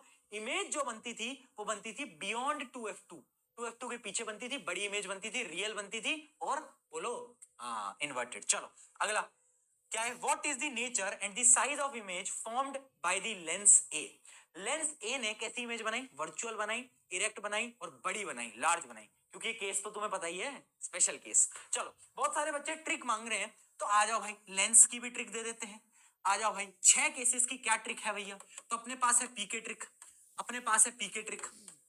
आ जाओ भाई फटाफट से, लो भाई, कुछ नहीं करना, नंबरिंग भाई, आपको काउंटिंग तो आती है ना दोस्तों, अगर आपको काउंटिंग आती है तो आपको कुछ करना ही नहीं है, काउंटिंग करना है। आ जाओ भाई काउंटिंग करते हैं, है ना, 1 2 3 ऐसे करेंगे बस, 1 होगा इनफाइनाइट, 1 2 3 4 5 6। अब वही काउंटिंग यहां से शुरू कर दो, क्या दिक्कत है, क्या दिक्कत है बेटा, यहां से शुरू कर दो वही काउंटिंग। क्या करना है देखना बेटा, देखते चलना, 1 2 3 4 5 होगा इनफाइनाइट पे, ठीक है, 5 और 6 केस हमेशा स्पेशल होता है, 6 में तो इमेज ही वर्चुअल पे बनती थी, है ना। तो अब इससे मैंने तुम्हें क्या बताना चाहा, अगर ऑब्जेक्ट 1 पे है यानी इनफाइनाइट पे है, तो इमेज कहां बनेगी, 1 पे यानी F2 पे, बहुत बढ़िया। अगर बियॉन्ड 2F1 है तो इमेज कहां बनेगी, देखो ये देखो कहां बन रही है, इस 2 पे, यानी बिटवीन F2 और 2F2, वही है सेम चीज। अगर 3 पर है तो इमेज कहां बनेगी, 3 पर बनेगी, है ना। अगर 4 पर है तो इमेज बनेगी 4 पे, अगर 5 पे है तो इमेज बनेगी 5 यानी इनफाइनाइट पे। अइला जादू भैया, ये क्या हो गया जादू नहीं है बेटा, ये तो ट्रिक्स है ना, ये तो सिंपल सिंपल सी ट्रिक्स हैं। आई होप आपको ये सारी चीज समझ आ गई होगी। चलो फटाफट से आगे बढ़ते हैं अच्छा एक बात मुझे बताओ कि साइन कन्वेंशन मिरर में तुम्हें समझ आया था, वो सेम साइन कन्वेंशन तुम्हें लेंस में लगाना है। क्या था साइन कन्वेंशन, कोई भी चीज अगर लेफ्ट तो नेगेटिव, कोई भी चीज अगर राइट तो पॉजिटिव, ऊपर पॉजिटिव नीचे नेगेटिव, वही सेम है, कुछ भी अलग नहीं है। मैं बदलूंगा ही नहीं साइन कन्वेंशन, मैं सेम रखूंगा और उसी से तेरे सारे न्यूमेरिकल सॉल्व करवा दूंगा, ठीक है। बस यहाँ पर फॉर्मूला बदलता है। अच्छा मिरर फॉर्मूला क्या होता था, 1/v + 1/u = 1/f। अब यहाँ पर बस एक नेगेटिव का साइन आ जाता है, ये साइन याद रखना, ये जो तुम्हें माइनस का साइन दिख रहा है ना, ये बहुत इंपॉर्टेंट है। 1/v - 1/u 1/f। v क्या है, इमेज का डिस्टेंस, ऑब्जेक्ट का डिस्टेंस, फोकल लेंथ, ठीक है। अच्छा अब मुझे तुम खुद सोच के बताओ, ये वाला जो लेंस है कौन सा है, कॉन्वेक्स, इसकी फोकल लेंथ पॉजिटिव होगी या नेगेटिव? इसकी फोकल लेंथ कहाँ होती है बेटा, भैया दोनों तरफ होती है। अरे नहीं नहीं, इमेज कहाँ ये बनाता है, ये इमेज बनाता है इस डायरेक्शन में, राइट राइट, हाँ यानी राइट साइड में। फोकल लेंथ कैसी होगी, पॉजिटिव। अच्छा इसके साथ क्या था, जल्दी जल्दी बताते चलो बेटा, इसके साथ क्या है, ड्राइंग मेरी बहुत खतरनाक है बेटा इसकी कहाँ बनती थी फोकल लेंथ, इस डायरेक्शन में, तो इसकी जो फोकल लेंथ होगी वो नेगेटिव होगी। भैया ये कैसे याद करेंगे, देख चाहे मिरर हो चाहे लेंस हो, concave mirror and lens both will have always negative focal length, concave lens और concave mirror and convex mirror and convex lens will always have positive focal length. ऐसे याद कर लो, चाहे मिरर और लेंस हो फोकल लेंथ सेम ही रहेगी, ठीक है, बहुत सही। चलिए तो ये फॉर्मूला समझ आ गया। अच्छा यहाँ पर भी एक चीज होती है मैग्निफिकेशन, मैग्निफिकेशन वही है height of image divide by height of object, पर इसका फॉर्मूला बदल जाता है, इसका फॉर्मूला हो जाता है v बाई यू, यानी वो जो नेगेटिव का साइन था वो कट जाता है, वो हट जाता है, ठीक है, नेगेटिव साइन हटा दिया, बस इतना है, सही है, बहुत बढ़िया। अच्छा अब ये जो मैग्निफिकेशन है वो क्या बताएगा यहाँ पर, वही सेम चीज जैसे मिरर में था ना, मैग्निफिकेशन अगर नेगेटिव आया तो रियल प्लस इन्वर्टेड, अगर पॉजिटिव आया तो वर्चुअल प्लस इरेक्ट, सेम है बेटा, कुछ नहीं बदल रहा, वो कहानी पूरी सेम है। चलो अब आता है एक इंपॉर्टेंट टॉपिक, इंपॉर्टेंट टॉपिक है पावर ऑफ द लेंस। इससे 101% एक सवाल इजी सा आता है, पावर क्या है, मेरी पावर क्या है, मेरे में कितनी ताकत है। सिमिलरली लेंस की पावर कहलाती है एबिलिटी टू कन्वर्ज और डाइवर्ज लाइट। ये लेंस क्या करेगा, कन्वर्ज करेगा, ये लेंस क्या करेगा, डाइवर्ज करेगा। तो क्या होता है, एबिलिटी एबिलिटी टू कन्वर्ज और diverge the light is called power of the lens, ठीक है। पावर क्या है, एबिलिटी टू कन्वर्ज या डाइवर्ज, या तो हम उसको कन्वर्ज कर देंगे तो डाइवर्ज कर देंगे, उसी को अपन बोलेंगे पावर लेंस की, ठीक है, क्या बोलेंगे पावर। अच्छा पावर का एसआई यूनिट क्या होता है, एसआई यूनिट होता है पावर का डायोप्टियर, क्या होता है बेटा, डायोप्टियर, ठीक है, मीटर हटाओ डायोप्टियर, ठीक है, क्या होता है डी, ये होता है पावर का एसआई यूनिट, ठीक है जी, बहुत सही। अच्छा ये जो पावर है इसका फॉर्मूला क्या होता है, तो पावर का फॉर्मूला होता है 1/f, यानी 1 बाय फोकल लेंथ। और याद रखना बेटा गलती होगी, फोकल लेंथ यहां पर मीटर में है, किसमें, मीटर में, पर सारे सवाल के अंदर जो फोकल लेंथ होती है वो सेंटीमीटर में होती है, तुमने नोट करा होगा। तो इस फॉर्मूले को बदल के लिख लो, पावर इक्वल्स टू 100/f, जब f किस में है, सेंटीमीटर में, फॉर्मूला क्या हो गया, 100/f। ये फॉर्मूला याद रखना क्योंकि यही यूज होगा, ठीक है। पावर का यूनिट क्या है, डायोप्टियर, ठीक है। अब मान लो सवाल आ जाए डिफाइन वन डायोप्टियर, डिफाइन कर दोगे, क्या बोलोगे, one dioptre is the power of the lens whose focal length is 1 metre. जिसकी फोकल लेंथ, इस फॉर्मूले को देखो, जिसकी फोकल लेंथ 1 मीटर है उसकी पावर क्या होगी, उसकी पावर भी होगी 1 डायोप्टियर, हाँ है ना, हाँ है ना, बहुत सही बहुत सही। चलो अच्छा अब ये समझना, अपने दो लेंस हैं, कॉन्वेक्स, कॉन्वेक्स लेंस की फोकल लेंथ पॉजिटिव होती है, कॉन्केव की नेगेटिव होती है। इसका ये मतलब है कि जो पावर होगी कॉन्वेक्स लेंस की वो कैसी होगी, वो भी पॉजिटिव होगी, क्योंकि भाई साफ पता चल रहा है ना यार, फॉर्मूला क्या है 1/f। अब मान लो अगर फोकल लेंथ ही नेगेटिव है तो पावर भी क्या हो जाएगी, नेगेटिव, अगर फोकल लेंथ पॉजिटिव तो पावर भी पॉजिटिव। तो याद रखना कॉन्वेक्स लेंस की फोकल लेंथ पॉजिटिव, कॉन्केव की नेगेटिव, बहुत बढ़िया, ये भी समझ में आ गया है ना। अब एक सवाल करते हैं उससे आपको और क्लैरिटी मिलेगी। Focal length of the lens is 25 centimetre, बताओ भाई क्या होगा, पावर क्या होगी, पावर होता है देखो सेंटीमीटर पे, अपनी जमीन का नक्शा और खसरा खतौनी निकाले, वो भी बिल्कुल फ्री भूलिक ऐप। मीटर है। हाँ पकड़े गए, फॉर्मूला सही पुट करना था, क्या आएगा, 4 डायोप्टियर 4 डायोप्टियर। अब क्वेश्चन में कभी कभार ये पूछ लेता है, एक लेंस है, एक लेंस है, उल्टा क्वेश्चन, जिसकी पावर है +4 डायोप्टियर, ठीक है। अब ये बताओ ये कौन सा लेंस है, इसकी पावर पॉजिटिव होती है, इसकी फोकल लेंथ पॉजिटिव, किसकी फोकल लेंथ पॉजिटिव होती थी, कॉन्वेक्स, बहुत बढ़िया। तो जो कॉन्वेक्स लेंस है वही लेंस होगा ये +4 डायोप्टियर का। अच्छा इसी क्वेश्चन में अगर तुमसे कोई फोकल लेंथ निकालने को पूछ ले, कैसे निकालोगे, फॉर्मूला तुम्हें पता है ना, पता है ना फॉर्मूला, ठीक है। अब हमें पावर पता है, पावर है 4 डायोप्टियर, ठीक है। तो फोकल लेंथ क्या हो जाएगी, इसको यहां ले जाओ, इसको यहां ले जाओ, तो फोकल लेंथ हो जाएगा 100/4, that is equals to 25 centimetre. देख के बताओ क्या चीज समझ में आ गई बेटा बहुत बढ़िया बहुत बढ़िया, क्या बात है, चमक गया है ना। तो ऐसे पावर और ये फोकल लेंथ इन सबके सवाल आ जाते हैं। कभी कभार सवाल ऐसे भी आ जाते हैं कि एक लेंस है, ये कॉन्वेक्स लेंस है जिसकी पावर है +2 डायोप्टियर, और उसको जोड़ दिया है एक कॉनकेव लेंस के साथ जिसकी पावर है -4 डायोप्टियर। ठीक है, तो अब इनकी नेट पावर बताओ। तो नेट पावर कैसे बताओगे? कुछ नहीं करना, दोनों को ऐड कर देना है। ये +2 ये -4, कितना आ जाएगा? नेट पावर कितनी आ जाएगी? नेट पावर आ जाएगी -2 डायोप्टियर। तो ऐसे भी कभी कभार नॉर्मल नॉर्मल क्वेश्चन आ जाते हैं, ज्यादा इजी आते हैं, मतलब यहाँ से सवाल उतने हार्ड नहीं आते, राइट? जल्दी बताओ, क्या समझ में आ गया? क्वेश्चन करो। The focal length of the 4 convex lens PQRS are 20, 15, 5 and 10 centimetre. Which lens will have greatest power? अगर तुमने फॉर्मूले पे ध्यान दिया हो तो फॉर्मूला ये है, जिसकी फोकल लेंथ कम उसकी पावर ज्यादा। यस और नो? यार क्या कर रहा है भाई? हाँ यस। तो किसकी फोकल लेंथ सबसे कम है? दिख रहा है, दिख रहा है, R R R R R R R R है ना? तो आर जो होगा उसकी पावर सबसे ज्यादा होगी। अच्छा, पावर सबसे कम किसकी होगी वो तुम कमेंट सेक्शन में बताना। चलो आगे बढ़ते हैं। Focal length of the convex lens is 10 centimetre if the object is placed 15 centimetre away, find the position and nature. अब ये आ गए हैं न्यूमेरिकल, फटाफट से इसको सॉल्व करो, ट्राई करो सॉल्व करने की, मैं भी करवाता हूँ। कौन कौन इसको सॉल्व कर पाया? वैसे क्वेश्चन उतना कोई टफ नहीं था, बेसिक क्वेश्चन था। देखो सबसे पहले गिवन लिख लेते हैं। कॉन्वेक्स लेंस की फोकल लेंथ है 10 सेंटीमीटर। कॉन्वेक्स लेंस की फोकल लेंथ प्लस होती है, पॉजिटिव होती है, बताया था ना? हाँ सही है, मिरर हो चाहे लेंस हो पॉजिटिव ही होती है। ठीक है, ऑब्जेक्ट जो है वो यू है, ऑब्जेक्ट का जो डिस्टेंस होता है वो हमेशा नेगेटिव होता है, ये भी बता दिया क्योंकि वो हमेशा लेफ्ट साइड में रखा जाता है। ठीक है, इमेज बतानी है यानी हमें वी बताना है, और उसका नेचर, नेचर कैसे निकालते हैं? मैग्निफिकेशन से। ठीक है, अब देखो फॉर्मूला क्या बोलता है, ये होता है बेटा फॉर्मूला, ये क्या होता है? Lens formula. बहुत बढ़िया। अब इसमें बस आपको क्या निकालना है? वी निकालना है ना? यू की वैल्यू क्या है? -1/50। एफ क्या आ जाएगा? 1/f क्या आ जाएगा? 1/10। ठीक है, ये नेगेटिव नेगेटिव ये पॉजिटिव हो जाएगा, ये पूरा पॉजिटिव हो जाएगा, इसको यहां पर ट्रांसफर करेंगे तो नेगेटिव हो जाएगा। देखो कैलकुलेशन जो है ना बेटा, उसका सारा गेम होता है। ठीक है, ये सबका आया क्या? जल्दी बताओ। बहुत सही।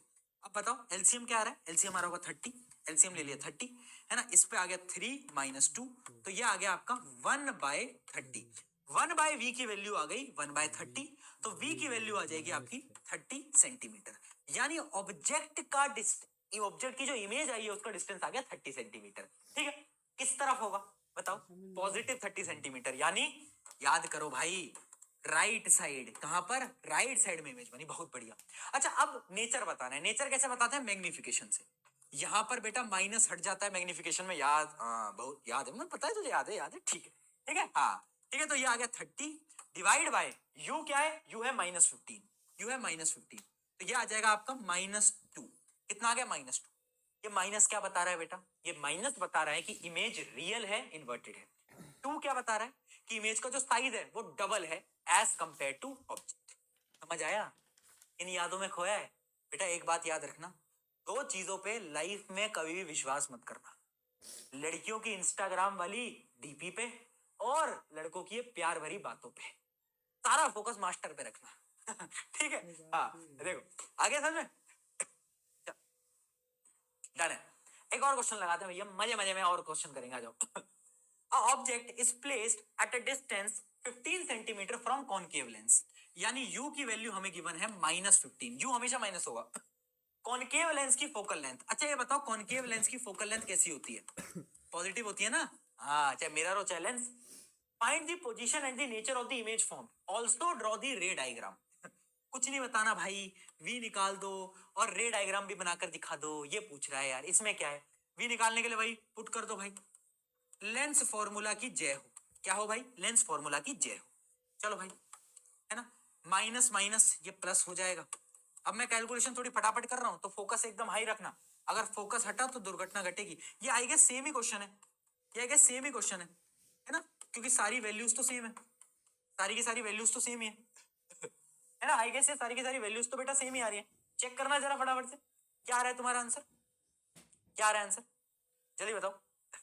1/v - 1/u, ये है आपका कौन? एक मिनट एक मिनट एक मिनट, हमने एक चीज गलत कर ली है। सॉरी सॉरी सॉरी सॉरी, ये तो कॉनकेव लेंस है। कॉनकेव लेंस की फोकल लेंथ तो भैया नेगेटिव होती है यार। क्या कर रहे हो यार? क्या कर रहे हो भाई? है ना? क्या कर रहे हो बताओ भाई? नेगेटिव होती है यार, ये तो भैया गलत बात है। चलो कोई बात नहीं, हमने देखा नहीं भैया, भारी मिस्टेक हो गई, माफी करना। इसको माइनस कर दो, है ना? यहाँ पर माइनस लगा लो, इधर भी माइनस लगा लो। ठीक है जी, अब ठीक है, अब ठीक, खुश हो? चलो अब एलसीएम ले लो। ठीक है जी। 30 ये आ गया कितना, -3 और -2, तो ये आ जाएगा -5/30 और ये आ जाएगा -1/6। तो यानी 1/v की वैल्यू आई -1/6। इसका ये मतलब है कि जो v की वैल्यू आएगी वो आएगा -6 सेंटीमीटर। क्या आया बेटा, -6 सेंटीमीटर। क्या सबका ये आया, जल्दी बताओ, क्या सबका ये आया? बहुत बढ़िया, बहुत बढ़िया, ये आ गया सबका। अब हमें नेचर बताना है। नेचर कैसे निकालते हैं? मैग्निफिकेशन बेटा, और क्या, v/u। v की वैल्यू क्या है? v की वैल्यू है -6 और u की वैल्यू है -15, है ना। तो ये माइनस से माइनस कट जाएगा, ये क्या आ जाएगा बेटा, 2/5 ये आ गया magnification. Magnification positive, image virtual erect. बहुत बढ़िया, बहुत बढ़िया। अच्छा, एक सवाल और था इसमें कि ऑल्सो ड्रॉ दी रे डायग्राम। रे डायग्राम बना के दिखा दो है ना। रे डायग्राम तुम बना के दिखा सकते हो, रे डायग्राम तुम खुद बना के दिखा सकते हो। ये है आपका कॉनकेव लेंस, ठीक है बेटा, और आपको पता है कि इसकी जो फोकल लेंथ है f1 जो है वो कितनी है, 10 सेंटीमीटर, और ऑब्जेक्ट को हमने 15 सेंटीमीटर पर रखा है, यानी ऑब्जेक्ट को हमने कहीं यहां पर रखा है, ठीक है। तो इसका रे डायग्राम तुम खुद बनाकर ऐसे दिखा सकते हो, है ना। फोकस से पास करेगी और दूसरी लाइट रे ऑप्टिकल सेंटर से, तो इमेज जो होगी कहीं यहां पर बनेगी, है ना, इमेज कहीं यहां पर बनेगी। चलो बहुत बढ़िया, डन। तो ऐसे बहुत सारे सवाल आते हैं, है ना, बहुत सही। चलो ये आज का आखिरी सवाल, इसके बाद आपको एक होमवर्क क्वेश्चन दूंगा जो आप कमेंट में बताओगे, देन हमारा चैप्टर समाप्त। ओहो यस, क्या फीलिंग आ रही है यार, इतना बड़ा चैप्टर कर लिया। आ जाओ। An object is placed at a distance 30 centimetre from the convex lens। एक हमारा प्यारा प्यारा नन्ना मुन्ना सा कॉन्वेक्स लेंस है, उससे ऑब्जेक्ट को हमने 30 सेंटीमीटर, यानी u की वैल्यू है -30 सेंटीमीटर, ठीक है जी। और क्या बोले कि the image is formed on a screen place 20 centimetre. Image बोला है, इमेज यानी हमें v गिवन है, v क्या बोला है कि जो इमेज बनी है वो 20 सेंटीमीटर पे बनी है ऑन दी अदर साइड, यानी ऑब्जेक्ट यहां था और इमेज यहां बनी है। पॉजिटिव लेंगे या नेगेटिव, गलत मत करना, राइट साइड में पॉजिटिव। बहुत बढ़िया, तो ये आएगा प्लस का 20 सेंटीमीटर, ठीक है। क्या पूछ रहा है, कैलकुलेट दी फोकल लेंथ। बस कुछ नहीं करना, फोकल लेंथ निकालनी है। बताओ यार भैया, है इतना इजी सवाल। बताओ भाई, v की वैल्यू क्या है, 1/20 माइनस, और ये देखो यहाँ पर एक और माइनस है बेटा, एक और देखो, कैलकुलेशन का गेम है, मैं फिर बोल रहा हूँ, सारा game calculation, minus minus plus. तो 1/20 प्लस 1/30, एलसीएम ले लो, एलसीएम आ जाएगा 60 का। एलसीएम देखो, मेरी प्रैक्टिस है इसलिए मैं कैलकुलेशन तेज कर रहा हूँ, तुम्हारी प्रैक्टिस हो जाएगी समय के साथ, ठीक है। तो ये आ गया 5/60। फाइनली इसको डिवाइड करोगे तो ये आ जाएगा 1/12, है ना। तो 1/f की वैल्यू आ गई 1/12, तो f की वैल्यू क्या आई, f की वैल्यू आ गई 12 सेंटीमीटर। और देखो पॉजिटिव है, पॉजिटिव का क्या मतलब है, कॉन्वेक्स लेंस है ना, कॉन्वेक्स लेंस की फोकल लेंथ तो पॉजिटिव आती है। क्या बात, क्या, चलो आ गया। Also state whether the image is real और वर्चुअल। इमेज रियल है भैया, हमें साफ पता है ना, यहाँ वो तो यहीं लिख दिया था कि screen place 20 centimetre away on the other side. दूसरी तरफ इमेज बनी है, दूसरी तरफ इमेज बनी यानी रियल इमेज है, ठीक है। अगर सेम साइड इमेज बनती तो वर्चुअल इमेज। ये था आपका ये पूरा का पूरा प्यारा सा चैप्टर, ये रहा आपका। कमेंट करो अभी फटाफट से, मुझे क्वेश्चन सबका सॉल्व चाहिए।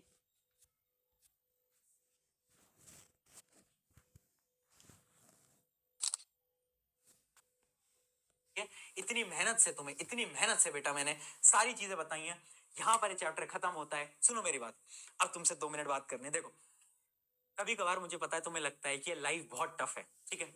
मैं एक छोटी सी स्टोरी शेयर कर रहा हूँ कि पता है तुम्हें, जब मैं कॉलेज में था ना तो मुझे अपनी लाइफ बहुत टफ लगती थी।